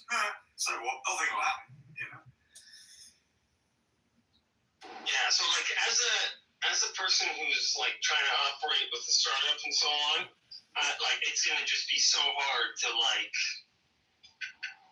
navigate forward and just pick and choose who you like. I'm like, okay, I'm sorry, before we have a meeting, I gotta check if you're on the list. Hold on. I mean, yeah, exactly. Which devil are you willing to shake hands with? There is a public reaction, like, you know, before the markets opened, pre-trading environment, which is a weird phrase, pre-trading, you know, the stocks of PayPal dropped like fucking Wile E. Coyote went over a cliff. It just went, you just look at it, it just goes straight down, dude.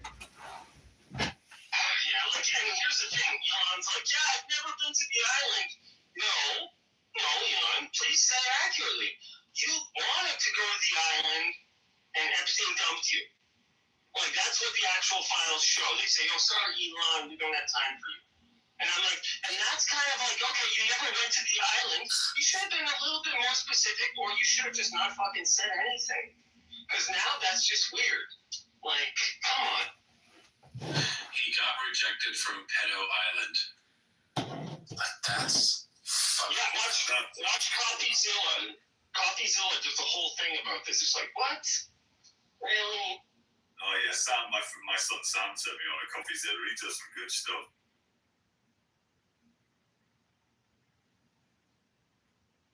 And the weirdest thing is like, Bill Gates gets his wife sick, so then he gets blackmailed to make a donation to MIT. And I'm like, what?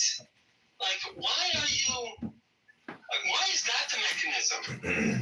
And it seems like such an unnecessary web, but it's also like confusing by construction. I feel like it's confusing on purpose, so then it always seems crazy and like. They didn't really give the full trail for that $2 million. It just seems that there was sort of a donation, which is really odd. I'm looking out a whole lot of explanation, even though the previous paper trail that they're showing seems to imply that it was some kind of a, like, in other words, very Trump-like way that he words stuff. He's not actually saying you need to pay this amount of money, but instead of, I would consider paying you this amount of money. That would help.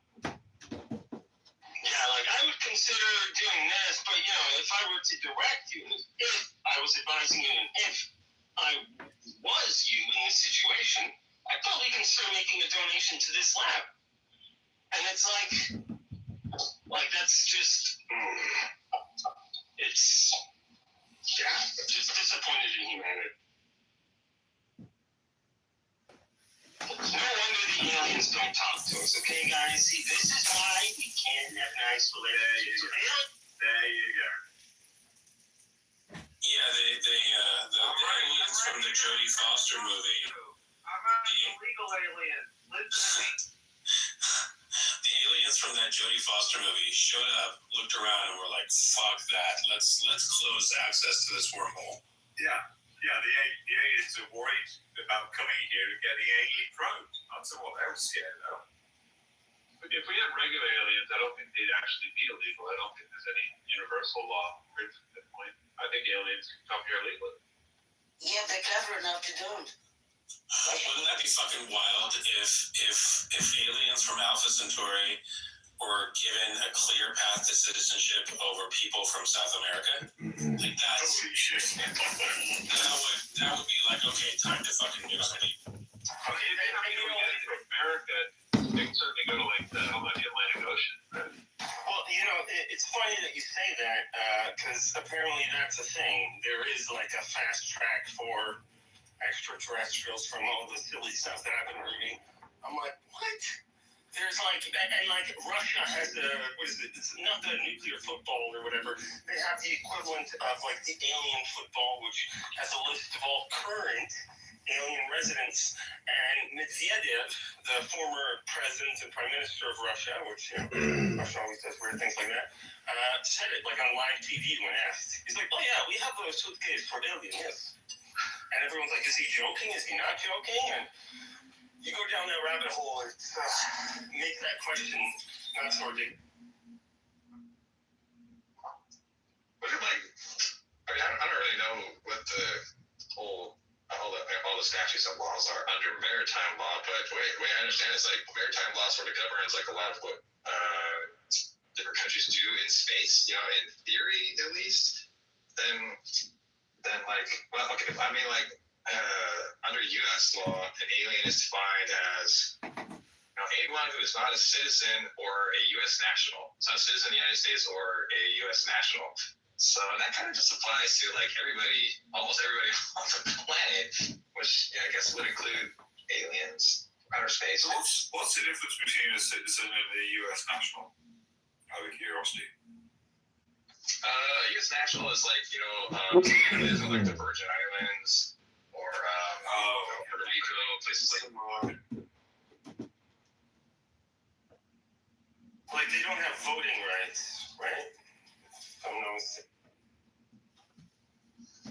DC is like a kind of an interesting case. I'm sure Pro could speak to this. DC doesn't have there's no mayor in DC. I don't think they have they're not a state. They don't have like a local police force. I don't think. We definitely have the mayor. Oh, sorry, I must be misremembering something. There's something. Governor. It's not a state. Oh, okay, that's the one. Okay, that's the one. Mayor Brownson is pretty popular too. She's like a national celebrity.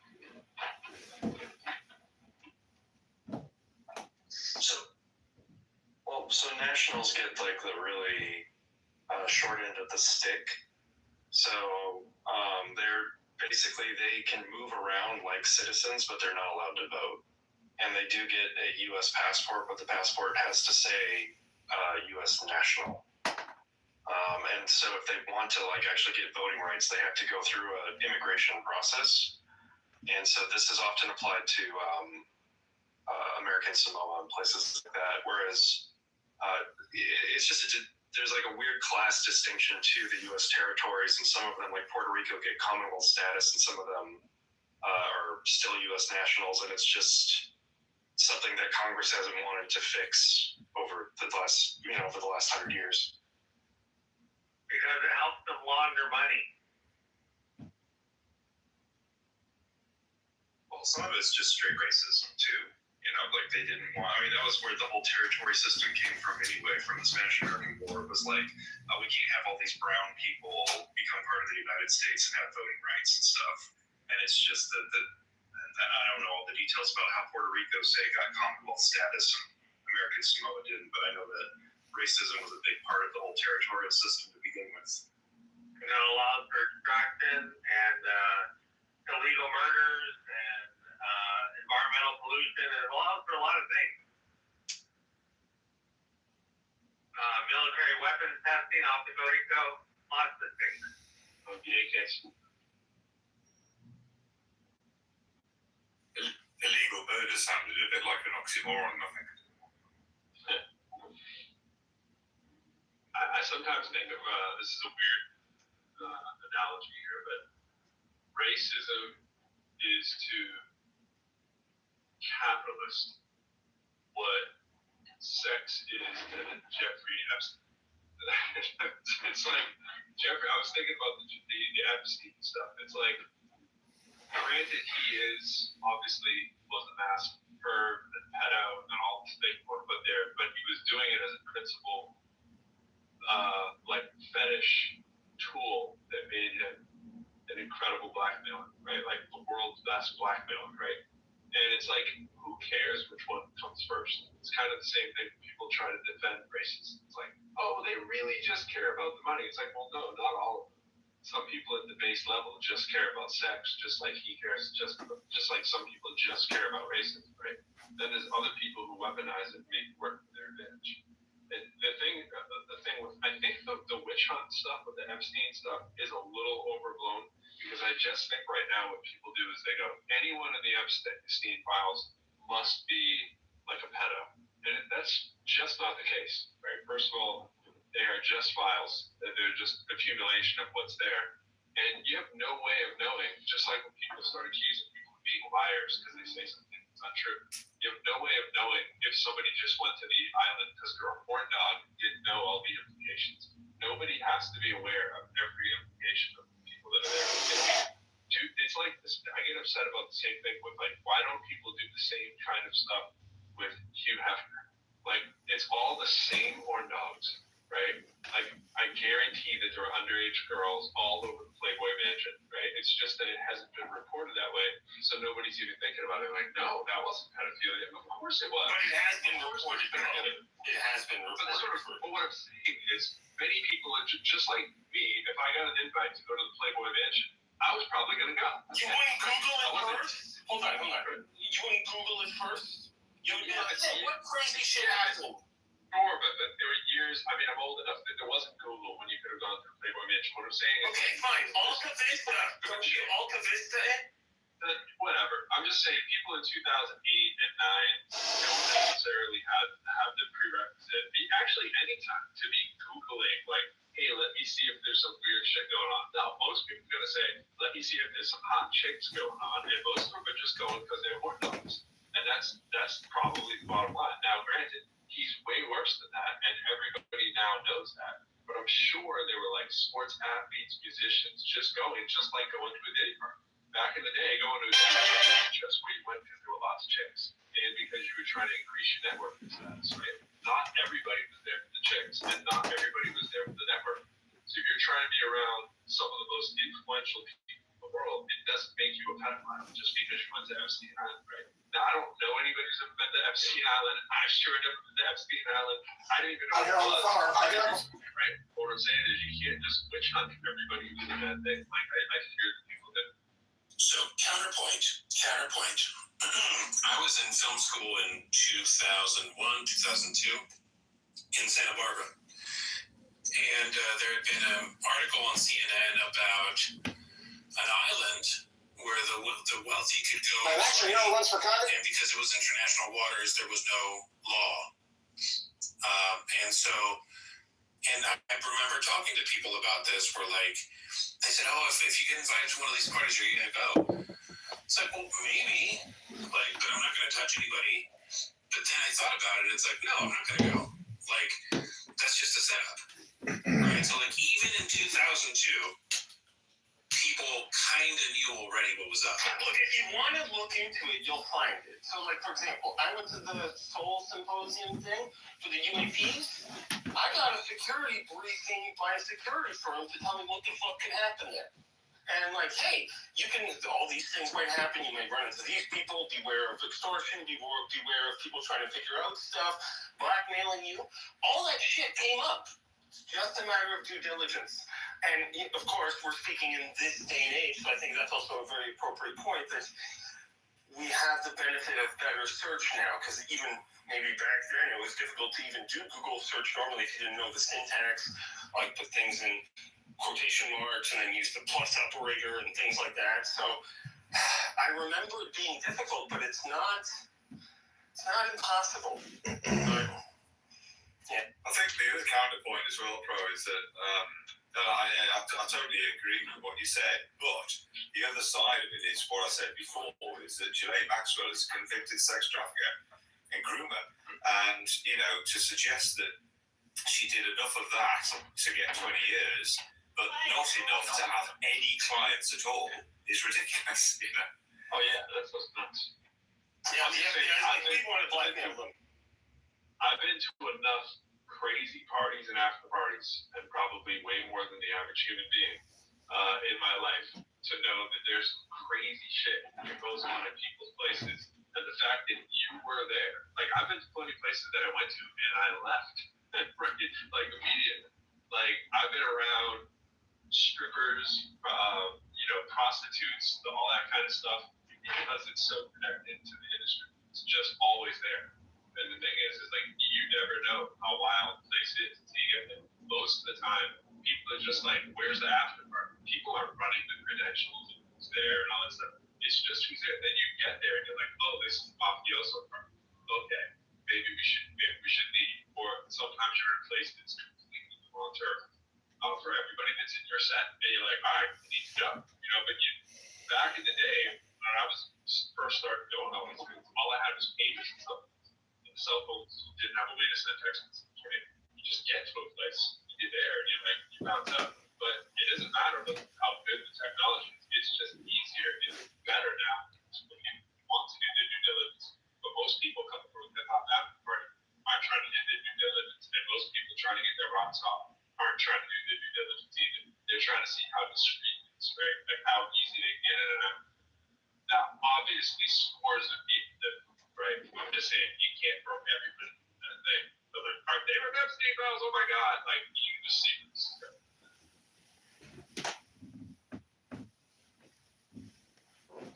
I watched Jon Stewart last night. I sometimes watch the Daily Show every now and then. I watched on Jon Stewart's own because, like, he said, "I'm in the Epstein files," and then when he gets to the material, it's like he's in one email from one person to the other. They're like, "Oh, we should probably, there was like a proposition about some projects, some future projects, and one person's like, and we should have somebody like Jon Stewart to narrate and, discuss the proceedings of the event or whatever in the film or the project, whatever it was." So like there's cases like that too, and we gotta be, there's so much shit in there that it's like, it's a massive, like, colossal, gargantuan task to go through. Even like, for like an army of like FBI agents, it's like a Herculean effort to go through all this stuff. Also, I would say that, I don't know if this was already mentioned, but prosecutors, like French prosecutors, have raided offices of Elon Musk, Musk's ex, in the headquarters in France. I don't know if you guys heard about this, but no. So there's some.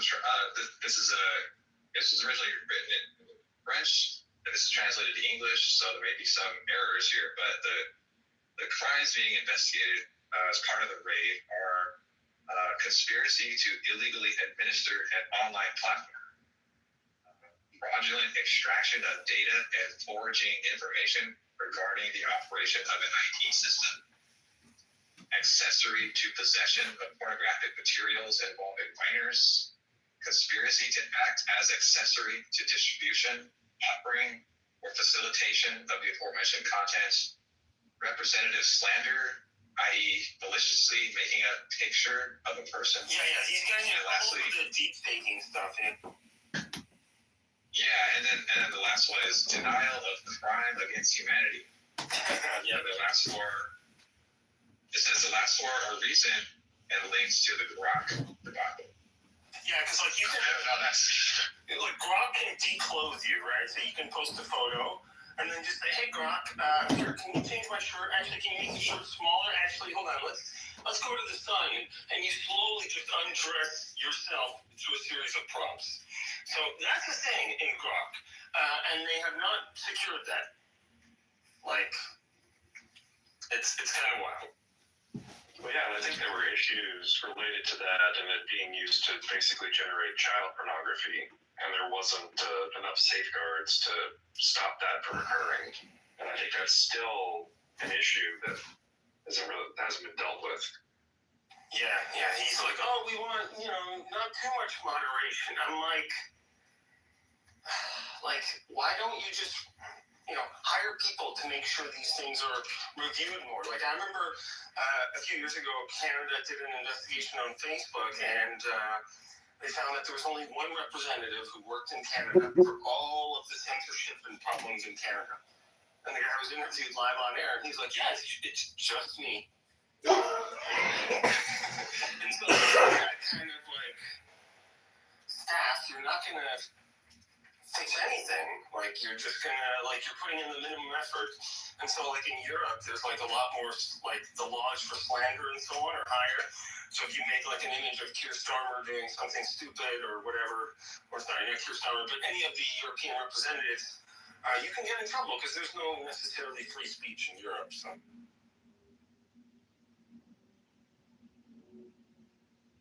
Quick shout out to Al. Papa's going to the atheist house. Oh, you're back, baby.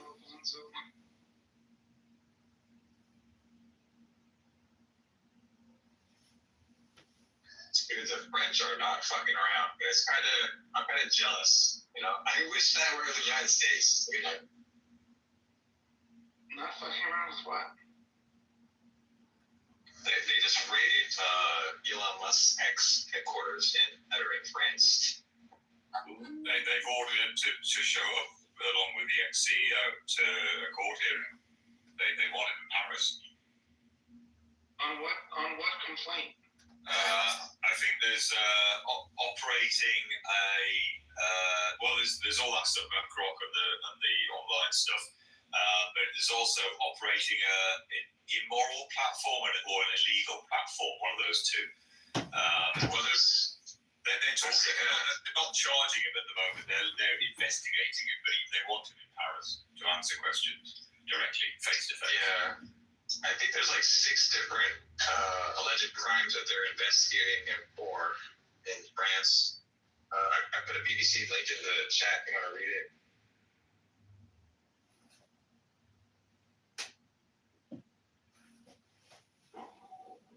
I find they're a little standoff telling that neither of those guys is actually trying to mention each other as much lately. So if a dude had just told you that you're in those flats, and then the other dude had a crash out, with the level of bravado that comes from both those dudes, it's hard to believe that there's relatively chilling people. The kind of Asian thing is probably not it.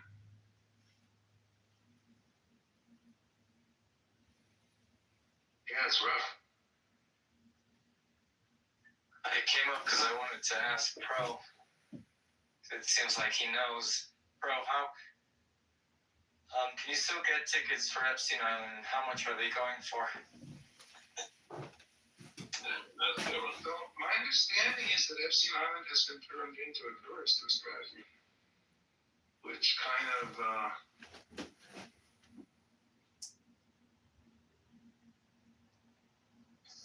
What you mean, like Alcatraz or something? Yeah, I think it's been purchased for the purpose of tourism. So technically, I think you can buy a ticket to Epstein Island. What's it, turning it into a jail? It's an attraction. At least it's the kind of place that you can go and visit. Like Alcatraz is the kind of place you can go to visit.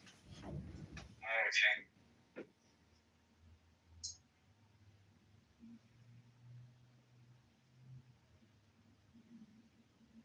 That's a kind of weird morbid sort of fascination with Alcatraz. I don't really understand the allure that it seems to happen.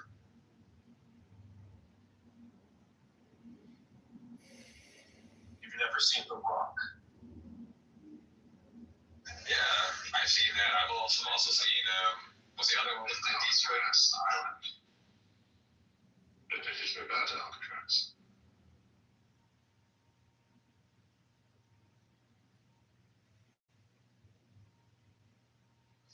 Whatever happened to Sean Connery? He just kind of seemed to drop off the face of the earth. I can take it. But then he died. He died. Dead? I mean, Yeah, people die. How long did you look for 2 tickets? Were you looking for 2 tickets or just a solo trip? No, the whole group. I always want to go with at least 2. Kind of like lifestyle, you know what I mean? you always want to do what Elon did. Like, hey, I'm gonna be going with the wife. Really? Dude was like, really? Is that what you want to do? Like in the letter that Epstein wrote back to Elon, he was like, yeah, your Tallulah might not be comfortable there, so the wife's not gonna feel good about this one, big guy. Yeah. It's like, hey, nudge, wink. And I was like, yo, say word, you're getting tips from a pedophile not to freak out your wife by how fucked up the island is. I'm like, wow. At least he's considerate. That's another hint of what I'm talking about. Like, very clearly, that dude was looking to go party. Could have very easily been that he wasn't thinking anything other than, I just want to go to a place with a bunch of victims around, victims being adults, and victims being paid for people that you brought, as opposed to pedophilia stuff. Like, I think the pedophilia thing, like, I'm sure the masses of people early on probably didn't know that part. Because if you're just trying to run a successful business, which you want to run a business that is assuming that you were trying to, be sort of the grand architect of all bribery and that stuff. Wouldn't you go with something that's a little bit more sustainable, like on the pecking order of sustainability? Like, pedophilia is seems like some real ish kind of heinous kind of thing that's gonna end eventually, right? If you're trying to do it sustainable, you think that's for your premium screwball customers, right? Like only for the Trumps or whatever, but maybe it's the Elons too. But just thinking that when you listen to that transaction, how that went down in the email, it sure seems like you're just looking at, hey, find me a party. He didn't say anything about chicks. He was probably trying to find chicks, right? Yeah. It's kind of like what you said with parties, like just in hip hop and so on, and music. Like Elon used to live next to musicians from those theater, right? So he would go to parties on a regular basis. So I also get that you hear that this guy has amazing parties, and you're like, yeah, let's go to one of them. But that's post 2008. So Elon claiming to be retarded and not know how to read, that was in the courts, and you were asking to go to that island after those things went to the courts. You don't get a pass for that. Like you gotta cut people out who are toxic, and it's just frustrating that that's the answer. I'm like, I'm sure I grant that answer, but it's still not a great answer. Paramount's was going to fly before the law, and that will fly before. Yeah, fair point. Hey, Elliot. You were kind of asking what happened to Sean Connery, besides the fact that he's dead now. But it's kind of interesting, actually, that towards the end of his career, he in I think The Matrix and also maybe even Lord of the Rings or something, but he passed on all these movies because he was like, I don't understand them. And then he ended up doing The League of Extraordinary Gentlemen because he's like, okay, so I passed on these other things that got really big. And then he was like, yeah, I'm never doing that again. Relationships there, if we want to be there in 2 years, full time. So that really.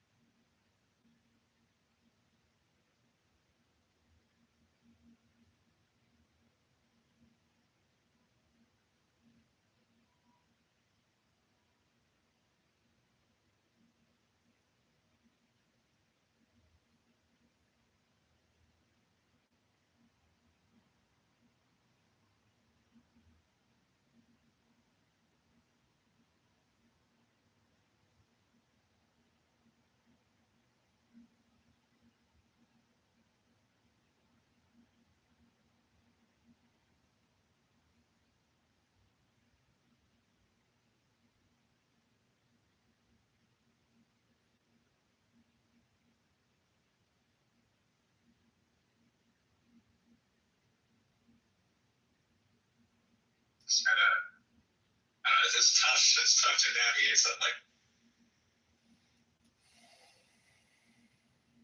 Yeah, Netflix right now has all of the James Bond movies on them too. So as I've been working, I've been kind of going back through them. And definitely like the 60s movies, there's things there that you're just like, whoa, yeah, that's from a different time, all right, holy cow. Proper dodgy, I'm like some of them. Yeah, proper dodgy.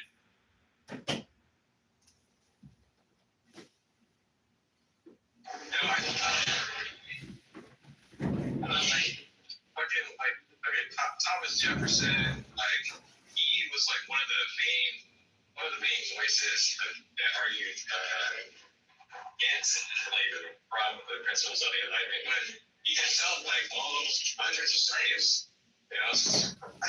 What the hell am I supposed to do? Because Thomas Jefferson.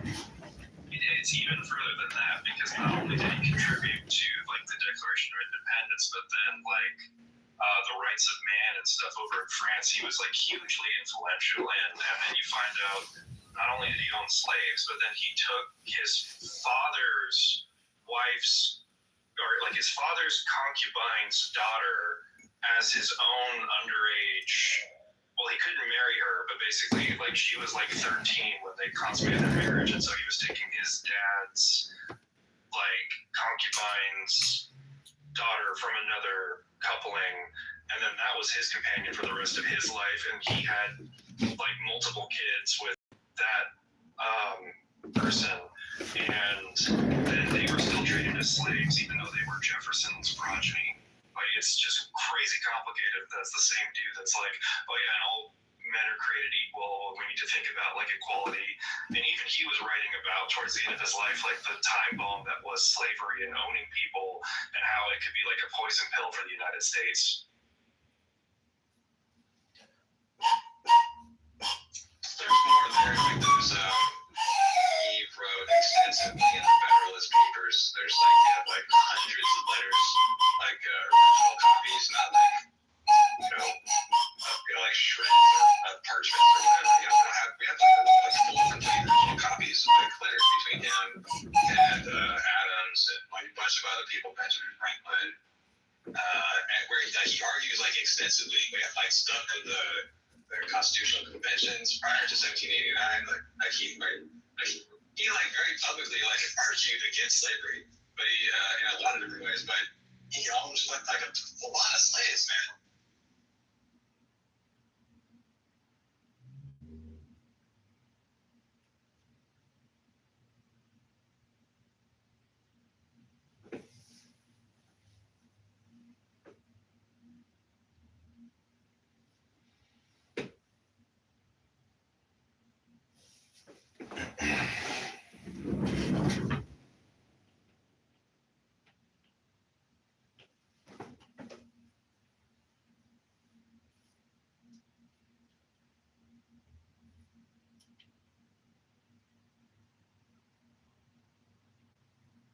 Being in class, and there was always class clowns. Who are you talking about? You talking about me? We are talking between ourselves. You're talking to me? Why don't you talk in English? You're trying to hide us, just like he did in the destruction of the Second Temple. The Christians can also be judged. Also, that's all he says. Arash has me blocked, right? He comes up here and he's like, he didn't want to say anything. Arash like Alawi supporter. I didn't try that. You called her pencil mom? It's crazy. No. Of course not. Yes, you did. I did send you an invite. There you go. What's up with the Assalamualaikum. So what's up over here? How you doing, bro? Pretty good. Alhamdulillah, man. So apparently, yeah. What's up, Matan? Or Noam? So what were you saying? What I'm here? Apparently. Times Resort reported that. Oh my God. not Black Rabbi again. When was You this? give me a fucking headache. Does anybody want Black Rabbi on the stage, man? It gives me a fucking headache. He could come up for 5 minutes, bro. He ain't got no life like he does. This is the best time of the day for him. Just let him come. למה אתה לא אוהב בטרקות? It's very good Hebrew, Ben Yadin. Ibn Zora, Israeli terror. He's Israeli terror. Israeli terror. He's one of the racist persons. Black Rabbi is the most racist person to say. Why, You're the most racist person to say. You don't think you're Black American? Oh my God! I think I'm a human being. Anyways, the point is like There we go. Wait, I'm here. Reuters also reported the U.S. shoots down aggressive, in quotes, Iranian drone approaching USS Abraham Lincoln. So it's not put a story. So it's confirmed. It's confirmed. This is a major escalation. Rabbi, stop breathing hard, man. I don't want you to. Okay, yeah, I'll put a story from the. Thank you. There you go. Bang, done. Thank you. I'll check it out. This guy, Rabbi, is just waiting to see people die on the war and violence. You had a piece. It's like when it's all dropped. This is a major escalation. This is a complete form of defiance and an expression of a peaceful negotiation. You have no choice but to strike. They tried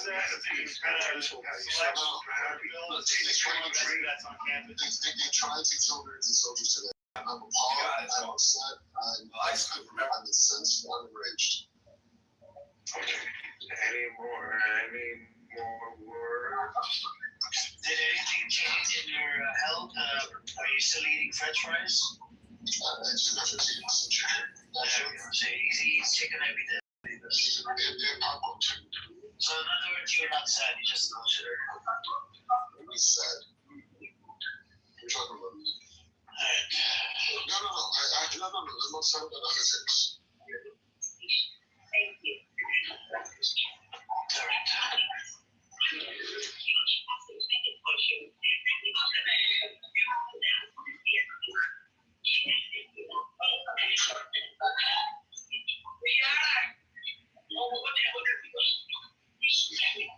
Are you at a restaurant? No, I mean, I don't see why they would, they're running, right now start attacking or. That's what I'm saying. It's fishy. It's fishy. Sounds like, how they do that. I want to ask you a question. False flag. As an American citizen, how do you feel? What is your thoughts? Assuming 100% that they fired a drone at U.S. Abraham Lincoln to kill American soldiers and to take down naval aircraft. As an American citizen, how do you feel about that?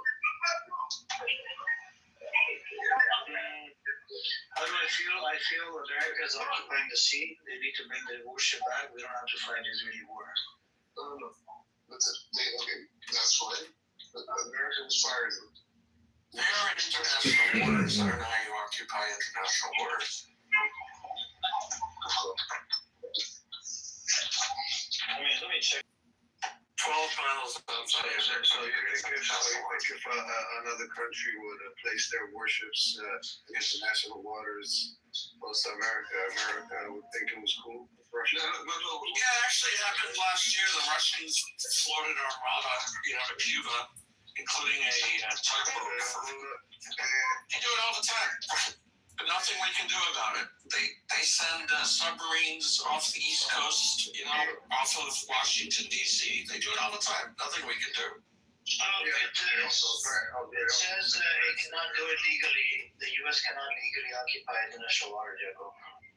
They can transit interest. No, that's incorrect. We need occupy. They're just what? They never said they had claim over the Church of God. They have their worship. So then why are they occupying it? How they occupy it? The issue is not occupying. The issue is parking your worship on there. They occupying it. They're always moving. They're never occupying because that would make them sitting ducks. They're always moving. Let me see. It's like when they do what do they call freedom of navigation through the South China Sea. They go right through the South China Sea, and China can't say anything about it. Russians fly bombers off of Alaska. We can't do anything other than, send up some planes and say, time to go back home. And eventually they do when they get close enough. This is a major escalation. We should not accept this. We should be enraged and incensed. Iran has attacked the United States aircraft with Democrat.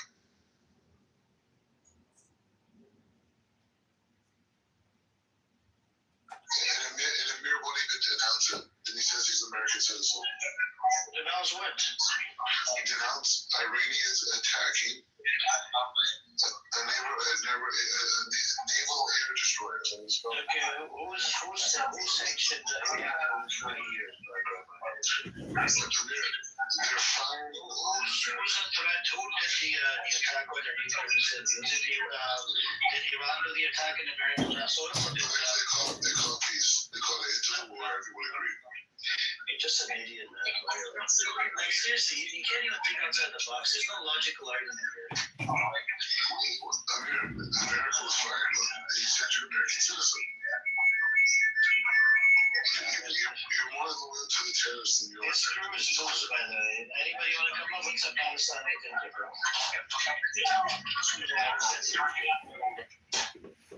There we go. Doesn't go to freaking screw his loose. I went to the doctor, but yeah. What did you say, Palestine? I said, how are you, brother? I'm okay. I went to the doctor today, but, I'm okay.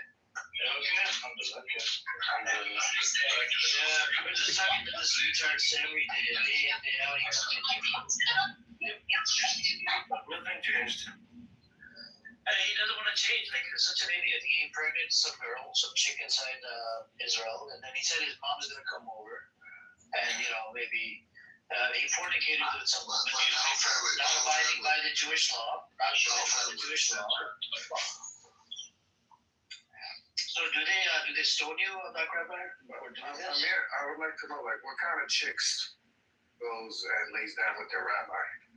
Is that doesn't sound like her. I think there was one of the students, right, Rabbi? She's not married. She's not. I'm just saying, it doesn't sound like somebody you would introduce to your mom. Like, she laid down with the rabbi. It's not the first time she lays down with a rabbi. He says his girlfriend is a supermodel. If I was you, I would be worried, bro. I'd be laying down and crying. He's imaginary.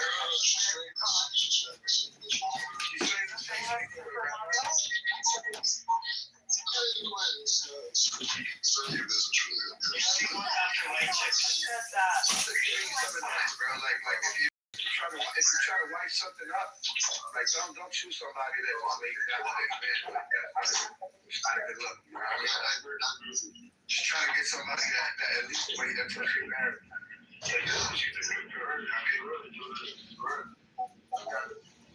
Can't make the whole housewife, It's just kind of like that song, It's just your life, That makes you happy, man. Like, some people like freaky chicks. We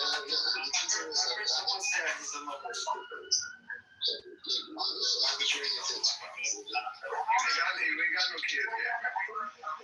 You need to know if it's yours. If I was you, I would wait.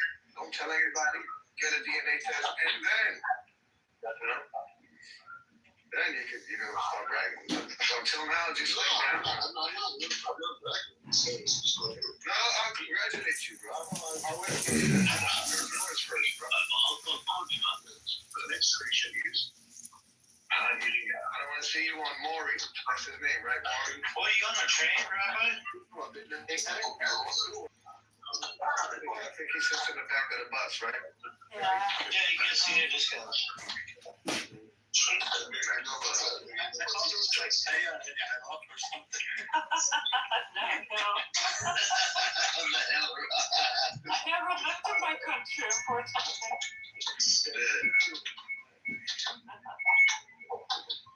Rabbi شغال مطور.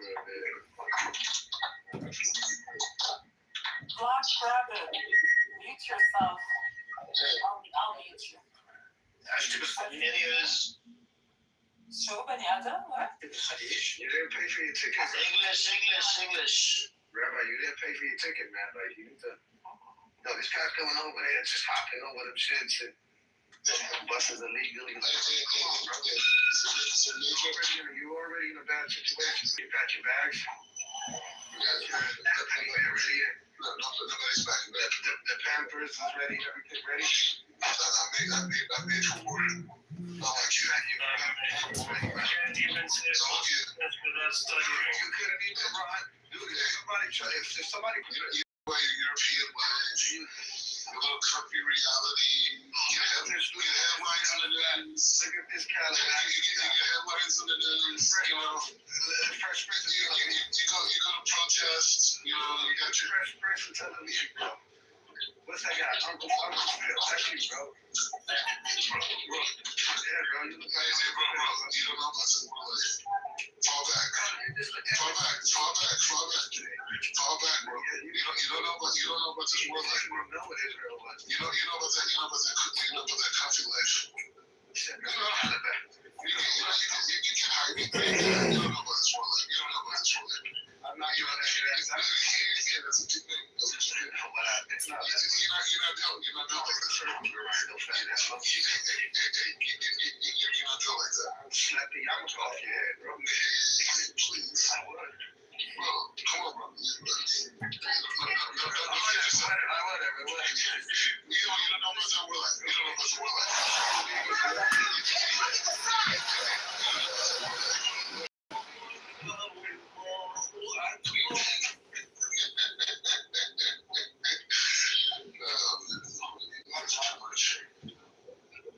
That's too much. But you know what? I get it. You guys are diaspora. You're not in the middle of the creation of a new world. You guys watching the news? I'm living it. You know what I'm saying? I'm in the most central part on planet Earth. You're still eating fried chicken. Hey, I'm in the old city. I'm in the middle. I'm in the center of the universe. You got some weirdo pregnant. But you're a bus driver. You don't do anything. That's right, true enough. But I'm in the center of the universe. And you guys are watching it. I'm living it. That's the difference. You're in the back of we were just attacked today. The United States was just attacked. Israel's on high alert. The country's vibrant. We're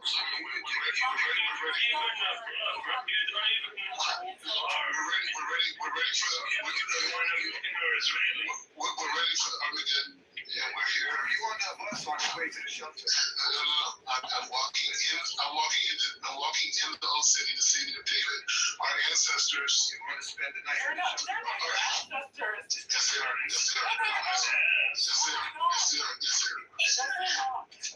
The point is the same. You have no idea how beautiful the walls of the old city are. We do. We have millions of our families. You got pictures. Hundreds of millions of Arabs. Look at the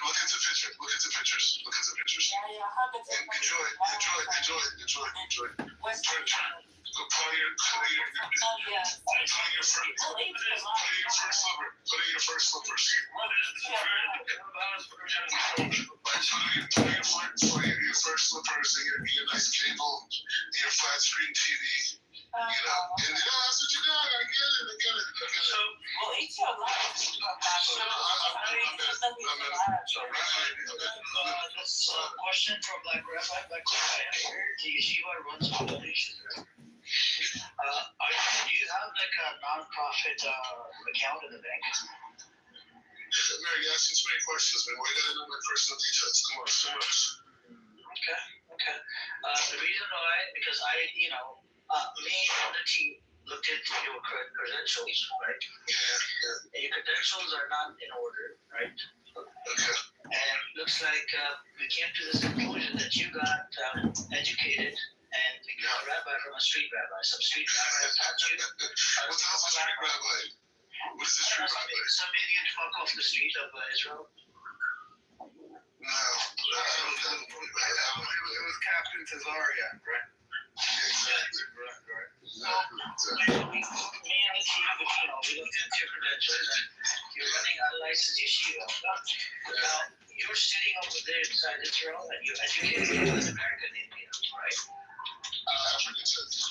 In Africa too. So now, and you're not paying you're not paying any tax. You're not paying any tax to the Israeli government. No, right? Yeah. Now, if you become a citizen, you'll have to pay tax. Yeah, 100%. So you're defrauding the Israeli government because by living over there, making money while you're inside Israel. But I paid. This could implicate you. You know that, right? This could implicate you. No, he doesn't pay any taxes. Do you know this, Mordecai? Hey, the key things like this. Do you know one report needs to go to the Israeli government about your business inside, and you will get arrested. Oh my God! Please don't arrest me. No, you don't do that. We're already getting. No, I'm just letting you know. I'm just letting you know. Please don't. Me and the boys looked into your file, right? And your file is full of a lot of problems. Yeah, like your taxes. You know, your taxes is like showing like you're making nothing. I'm walking the center of the universe. Show respect. I'm the center of the universe. The fact you get to hear my voice. The fact you get to hear my voice. You know how blessed you are to hear my voice right now? You're on your way to the shelter. Wait. I'd be hungry. Wait. No, I'm walking right there. Let me have this chicken before I hit the shelter. You understand that? The fact you hear the vibrations of my voice? I'm going to the shelter. You're running. I'm in the center of the universe, bro. Come on. Here, you're running all the way. You're running. You're out of breath. You want to go to the shelter? Nah, I'm walking up the hill. Yeah, sure. You had some chicken. It might be your last meal. Never know, bro. Hey, you might always come tomorrow, you know? Go on my Instagram so you can see some pictures. Is that how we do it? Let me see those chickens.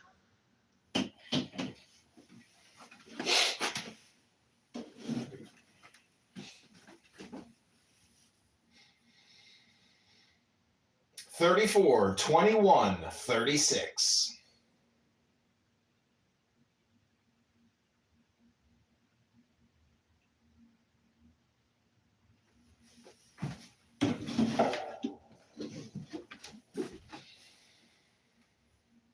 $29, 47, 91.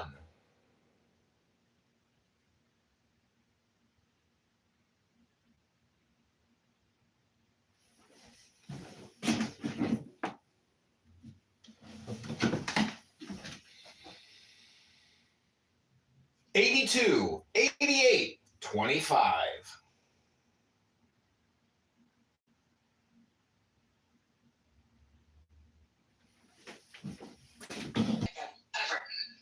Hey, Rabbi, don't do that again, bro. Please respect her privacy, okay? Because it's wrong at so many levels. Wow. Everyone's in the chat, they're writing a bunch of shit in Hebrew, so I can't understand. Tell us what they're writing in the chat, if you mind.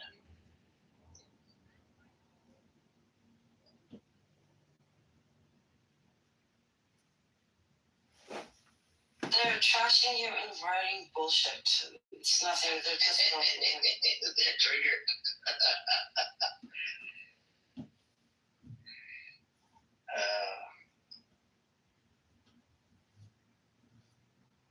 They're trying to report to the Shabak or whatever. Okay. It's not the first time, by the way, Daniel. It's not the first time.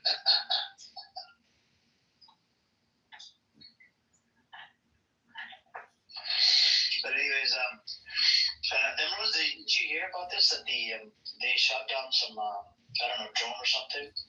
The U.S. did this. The Iranian Iranian drone was shot down by the U.S. warship. You heard about this? I heard something, yeah, but we were mostly talking about there's a lot of things happening in the West Bank and Gaza to the Rafah and everything. Yeah, and Noam was making a claim that they removed the occupation, they're not occupying it. I'm like, are you for real? Yeah, he asked him to read it off ChatGPT. ChatGPT says he's an idiot, man. And he does it on purpose. There was just an item on the evening news that, well, the excuse they used is that Hamas is using drones via Egypt to smuggle in weapons. So that means that Israel will have to deal with that and remain in Gaza for a few years. They basically declared it occupied. Nothing that we didn't know, right? We have satellite images of them building bases there for months now, so it's not exactly big. It's not exactly groundbreaking news. I got you. So, how do you suggest we can offer that therapy? The Zionists and the Palestinians. To acknowledge reality and like snap out of their God complex. You want to come up, Daniel, and tell us what Emerald is asking? No?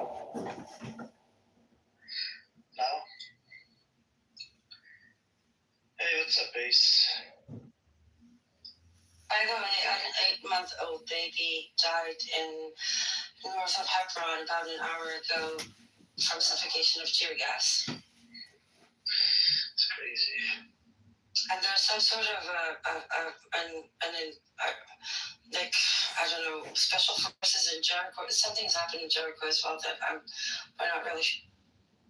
Oh, and by the way, Amir, I sent you the WAFA tweet, and they put everything about the PLO election, and like they actually give a detailed like PLO, PA, Fatah, like so everything we tried to figure it out. Oh, nice.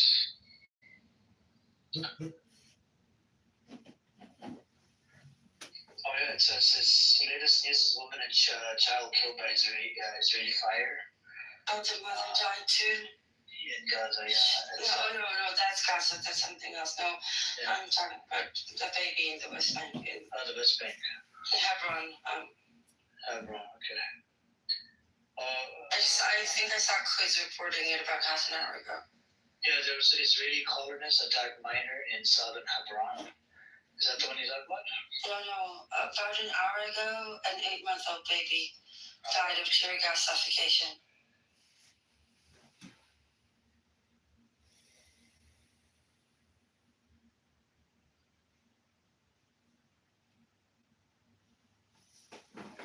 Well, 1,872 attacks perpetrated by Israeli occupation forces and colonists in January 2026. Yeah.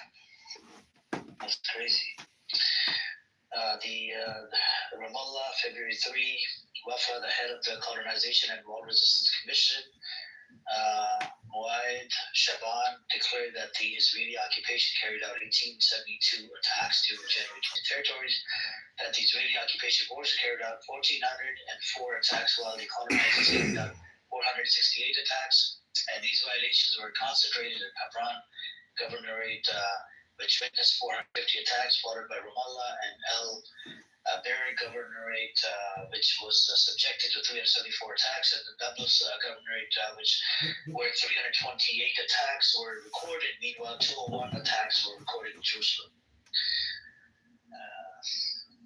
These people are fucking sick as fuck.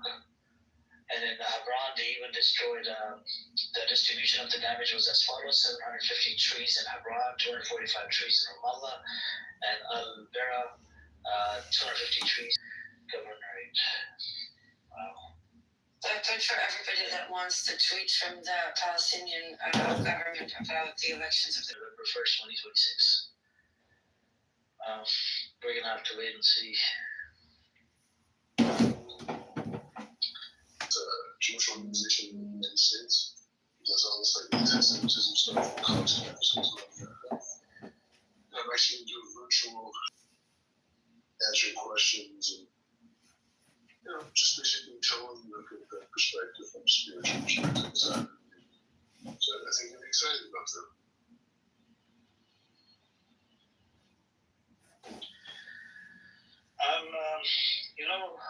actually want to see. I want to see you, that Ariel character, right? And any of the freeloaders or Judaism, you have the right to go to the army or get citizenship. I want you to come back to Los Angeles.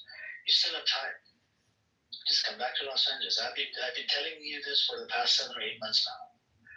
You still have time. Just come back. Yeah, you should do it before they. You don't run any business. You're making money virtually. I teach. Bro, you teach virtually. You can do it out of Los Angeles. No. They teach. I'll help you find more clients. So there, listen. I teach in yeshiva here in the country. Every morning I teach here. Bro, you can teach them in yeshiva here in Los Angeles. No, but I teach here in Jerusalem. You can teach them. Okay, forget the conversion. You can teach them here in California, Los Angeles. Amir, my kids are gonna go up here. We can set up a synagogue in Crenshaw or wherever the fuck you live.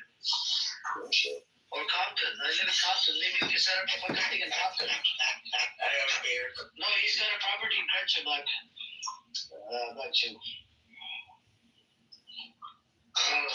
Either way. He told me himself he's got a property in Crenshaw. He's got property in other places too. Yeah, you have property. Buttercup on both Canadian and American, 2 passports. We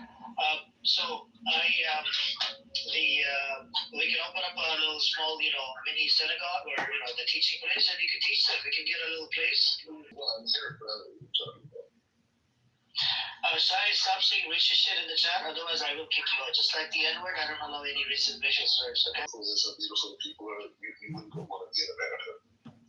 I'm just saying, if you saw beautiful Israel and beautiful people, and not people like just liberals, but like the normal Israelis, that we call like normal people that love their country and love other Jews, that dynamic, you wouldn't want to leave. It's just the best.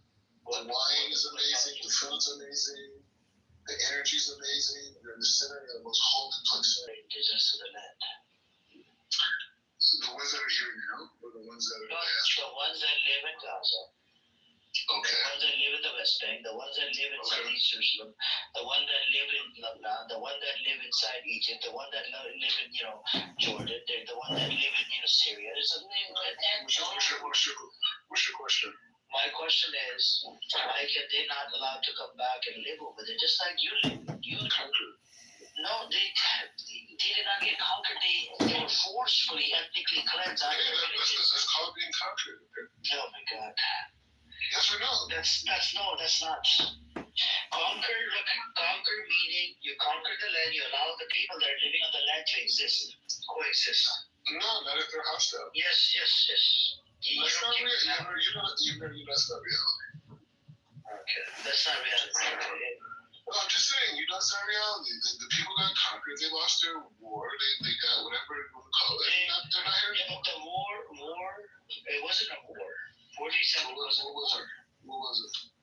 47 wasn't a war. It was a partition plan they came up with. Partition plan. Who came up with it? The UN came up with it. Okay, so it has nothing to do with Jews. Who was on the UN? Humans. The US. Okay, but those are third parties. That's not Israel. That's not Israel. Do you know what US did? That's not Israel. Okay, Harriet Truman received letter bombs. We know the story. Received letter bombs in 1946. Fine. Okay. Hold on. He was part of the UN partition plan. He arm twisted other countries by telling them we're going to stop your aid or whatever bullshit to be part of the UN partition plan. Okay. Yeah, and there was a lot of pressure coming in from the UN in America, local, there's lobby groups and whatnot. Okay, that had nothing to do with the Jewish people. You guys still talk about that. If it wasn't mandatory, what was the need to build a state? The point is the same. What was the need to create a state? Why couldn't they do this? Amir, you asked a After question. the white papers came out, Arabs, they did not do any attacks. There were skirmishes prior to 1939. After the fucking white papers came out, there was no skirmishes. The only thing that we were seeing was the Jewish militias attacking British men. Why does this matter? It does matter because every time I talk about this, it freaking bothers me. What was the fucking need to create a Jewish state in the first place? God wanted it to happen. No, God did not want it. But atheists and agnostic people, they didn't believe in God. Yes, he used them. He still used them. You're an idiot, not for real. if religious people started the country, there wouldn't be a country. It only is a country because secular, non-religious Jews who said they wanted a city, they wanted a metropolitan, a functional system. That's why you need to have the atheist, non-religious, communist, almost socialist-minded Jews built a country, because it wouldn't be a country if religious people did it. They didn't know how to build countries. They know how to pray. God knows what he's doing. He chooses the right people to fulfill the task. Good evening and thanks for joining us. They don't know how to build academics. No, they did it. It was the non-religious who knew how to do that. There would be no Israel if it wasn't for non-religious. They made the whole thing happen. They were godly. It was godly. God used them. So if they were godly, then what was the need to create a Jewish state? The reason why they created a Jewish state, because God used them as instruments to build the foundation for the religious Jews that are in the Torah. So they were told by God to ethnic cleanse the villages, right? Yeah. Okay. God, first of all, you don't believe in God, and God all of a sudden told the people that are atheists, agnostics, you know, by my word, right? You don't believe in me, or whatever. Then Next in line after Moses was a guy named Kitover. That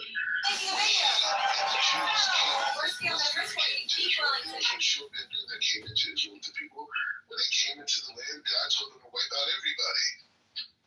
So this isn't even that. This is like a few villages, right? So I was just saying, like, when the Jews come into the land, not a few.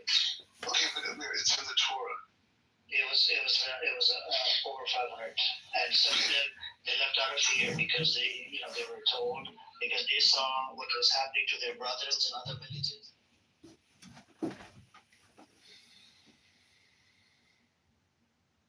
44, 75, 78.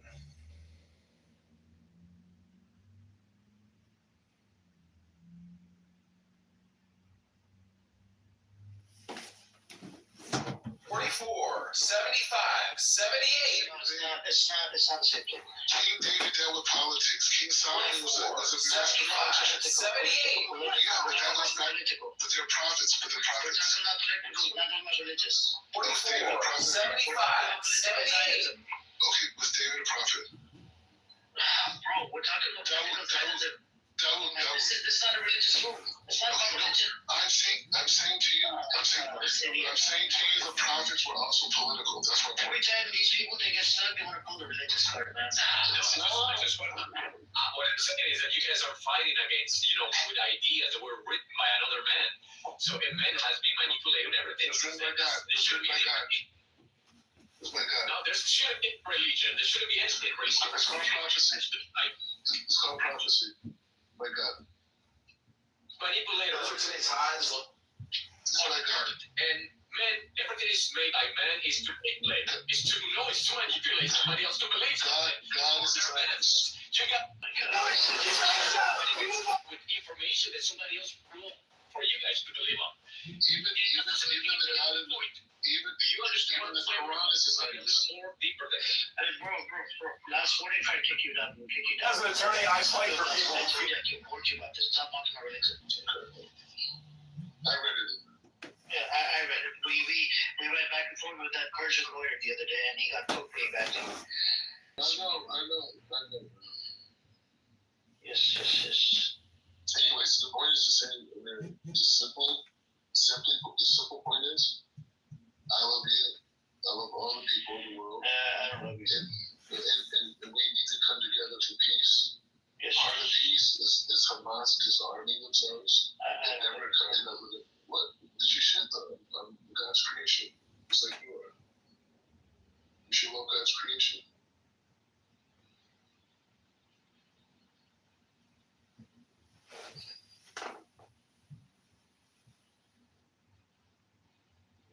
Anyways, long story short, we gotta make peace, and we gotta bring peace to the Middle East. The good Arabs that are in Israel need to fight against the evil and the wicked, which is Hamas and PA and PLO.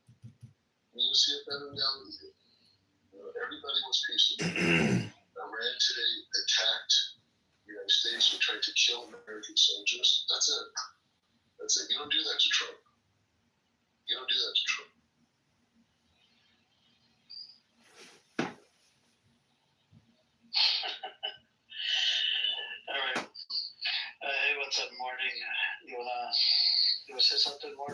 She left. Okay. What's up with the agenda? Did you want to speak?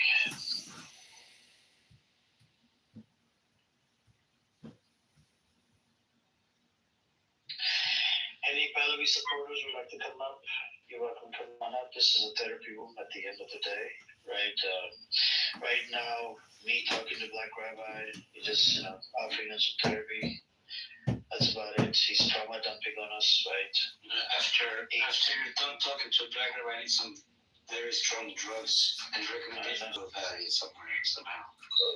Number one, I was talking about PCO. And just go find touch your face with some falafel sandwiches, okay? You're on. Wait, you said you were just walking by a David Hotel? No, I was walking down the road. Oh, okay. So the place for you to go to and stuff your face with some falafel sandwiches, but it's too late, I guess. Yeah, I went to a class. I love chicken.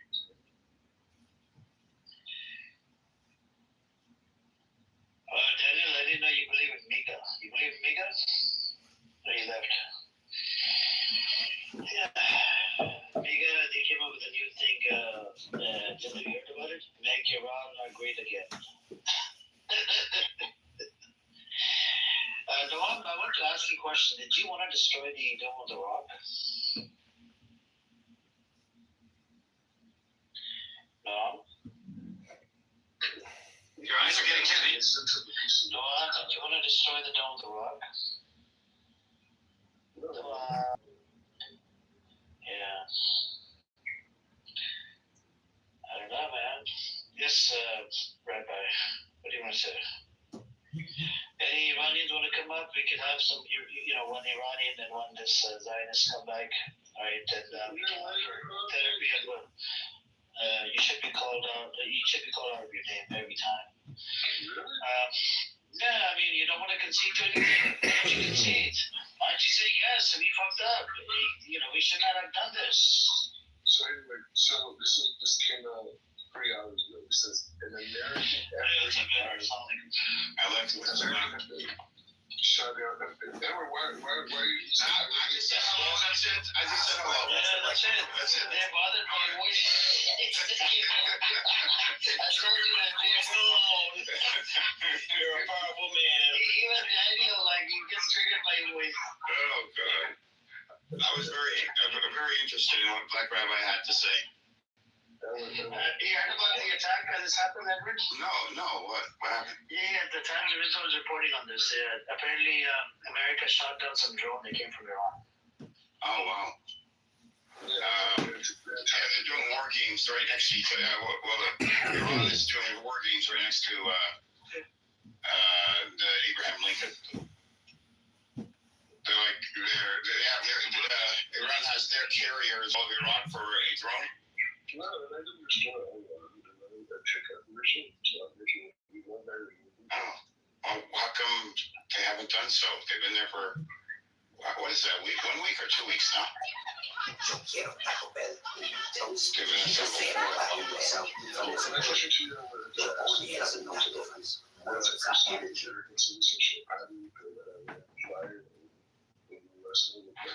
I can't talk on it because, like I said, I'm an American citizen. I'm Palestinian, and I'm not an actual, I'm not a real American like you.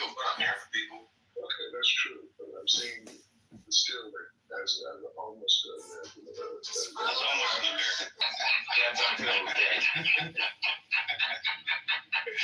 It was funny. That was very, very funny. These numbers are everywhere. The point is saying, as a person with an American passport, how do you know that meaning ready this all week? U.S. Naval truck. Where's that? Farms are fried. Dropped the weight on my foot. Fired on. I think fired on. They fired a drone to kill American soldiers. He just made this up. No, that's what happened to them. No, I don't think they. Let me check on this. I don't think they fired an attack drone. I think they had a. Hurry up and catch up. Yeah. Let me catch up. Scripture says, "Be sober-minded. Stay alert and growing."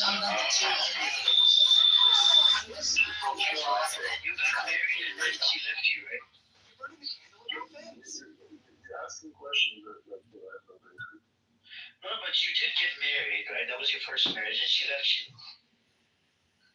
And then now you fornicated with this other woman, right? You made her pregnant with her. Good evening, I'm John Kitover with the news. Here's what's happening. I think we could use passport road, especially Black Rebel multiple times. I'm not gonna pay for you. Why not? I would actually pray that may God curse you until you come back to America. So you'll never walk the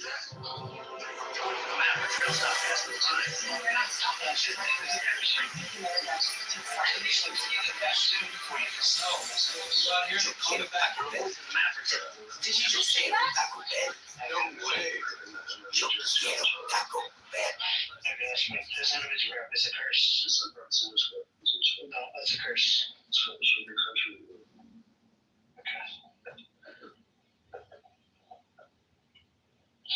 These types of people. So this thing happened with the Iran thing, and we have the what else I shared in the chat earlier today. Oh yeah, Israel and Azerbaijan. They signed artificial intelligence MOU in Jerusalem. So let's see what happens with that. And then you had the Erdogan meets with MBS in Saudi Arabia ahead of the U.S.-Iran nuclear talks. Wrong thing. It doesn't say it was. It says it's a Shahed drone, but it's an attack drone. But it did. I'm asking right now. Why would it? Why would Iran send one drone? And the U.S. used an F-35 to shoot down that drone, which is crazy. You don't have anti-drone technology? This is a major explosion. So appreciate that.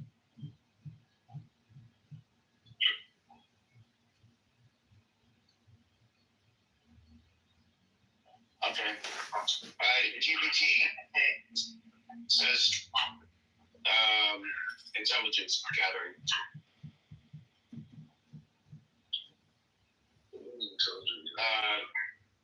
Why else would you send one drone? And also, Iran was harassing a oil tanker that came out of the Straits of Hormuz. But at the same time, diplomatic negotiations are still ongoing.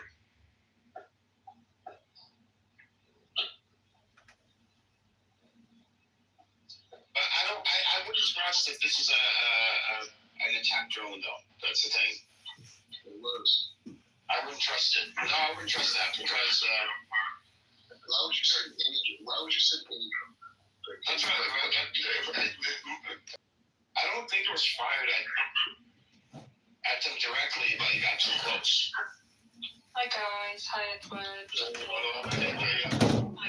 guys. Hi guys. No, that's different. Hi guys. Hey, it's my friend. Hi guys.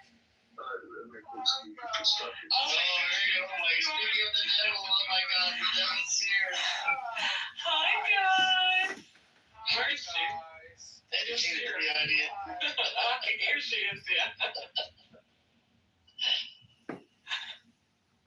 Oh my God. What's up, ladies? The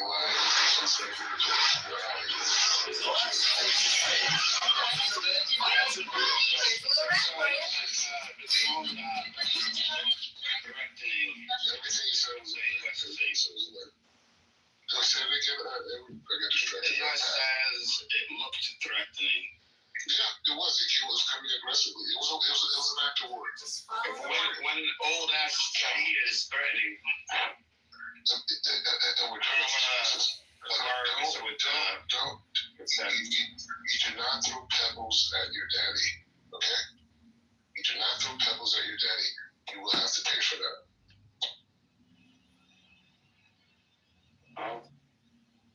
Okay? These people are genocidal. They have no regard for human life. They killed 40,000 of their own citizens in broad daylight. And now they're firing. The U.S. says it did not have clear. They didn't have any clear intent of the. They said they don't have clear intent. They have somewhat intent, but it's not clear. They have positive. Yeah, but they if they accept it as an act of war, that this is the beginning of all new reality. It's not an act of war. It's one old drone, which I'm pretty sure that it was a surveillance drone, which they have trouble. Trump wants peace. The Americans want peace. The Israelis want peace. Okay. Oh, really? Stop gaslighting us. We want them to get rid of this ballistic missile program. We want them to completely denuclearize. Shut up here. Stop lying. Israel wants peace there. Israel wants peace. 77,000 people. I'm sure the number is Most of them were Hamas. Stop lying. Most of them were Hamas. Sure the number is Most of them were Hamas. Stop lying. Most of them were Hamas. You're such a liar. Stop lying. Israel wants peace. America wants peace. They're called this what is it called? The law. The bomb in Japan. Oh, the hydrogen bomb. Yeah, nuclear bomb. Nuclear bomb. That was a long time ago. No. Every single president for the past 50 years went to war. Stop lying. Obama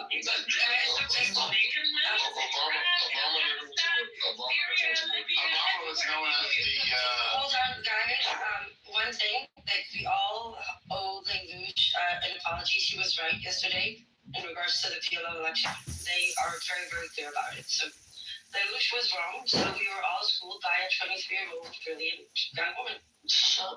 This is what I was trying to tell you. She's 17, Emerald. She's 17 or 18. Can I speak? So there's a reason why Palestinians from America travel to the West Bank or to other countries in order to vote in PLO elections. Like my dad is somebody who travels back and forth between the West Bank. Why? Because he wants to be able to vote with these elections, their elections. So PLO just announced their elections. So, but anyways, that's okay, guys.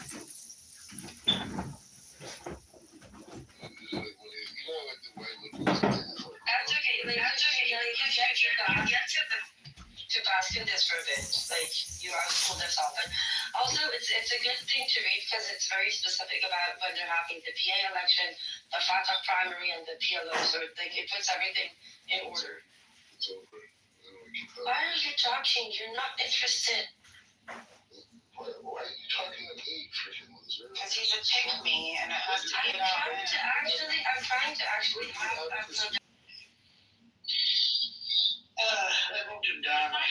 You're neither an Israeli or a Palestinian, so shut the fuck up, Black Rabbit. Sorry, guys, for my language. Generally, but I think that you guys need to start advocating for people to participate in this PLO election. I think it's this is Israel's one of their main objective is to prevent Palestinian unity and the Palestinian voice, and I think this is a really good opportunity. Just that's my 2 cents on this. Yeah, I was looking into how you get nominated for a position. That's a very good question. Yeah, I'm looking into it. I always go. One of you guys can get nominated. I would nominate myself. If I could. I don't think they would choose me for anything. I get any votes, but just to say I did something, because Well, Mr. Now do we support the sexual assault? Oh, here we go. But the thing is that Just a bubble bath. him participating is putting an example, leading by example. Palestinians are a pluralistic democratic society that can have multiple opinions and still, make decisions in a united way. It's extremely important. Yeah, taking part in the process is important to me. But Tendip, though, what do you think? We're talking about the PNC. Yeah, so I'll let you know that if you want to run for local elections No, the PNC. The PLO's, the Palestinian National Council. I'm just gonna let you know what our esteemed PA president on agreeing to the terms of the PLO being the representative of the Palestinian people, meaning that you have to say it's a different booking, a different story. Mm-hmm. I don't know what the mechanisms were electing at the PNC. They're above the PLO, to the council. And they have the council. Can I ask you a question? Go ahead. If you could change, replace the PLO, how would you change it? What would you change, and what would you put in place to represent the Palestinian voice? Dissolve this whole intake. Dissolve it, get rid of it, and have younger generation, just younger people running for office. So is it the system, the way the system is built, or the people that are currently No, it's pretty much how the system is built and how it has, Can I ask what is wrong in your opinion from the system? Well, the PLO does not represent every Palestinian. That's one. Two, the system itself has been set up in such a way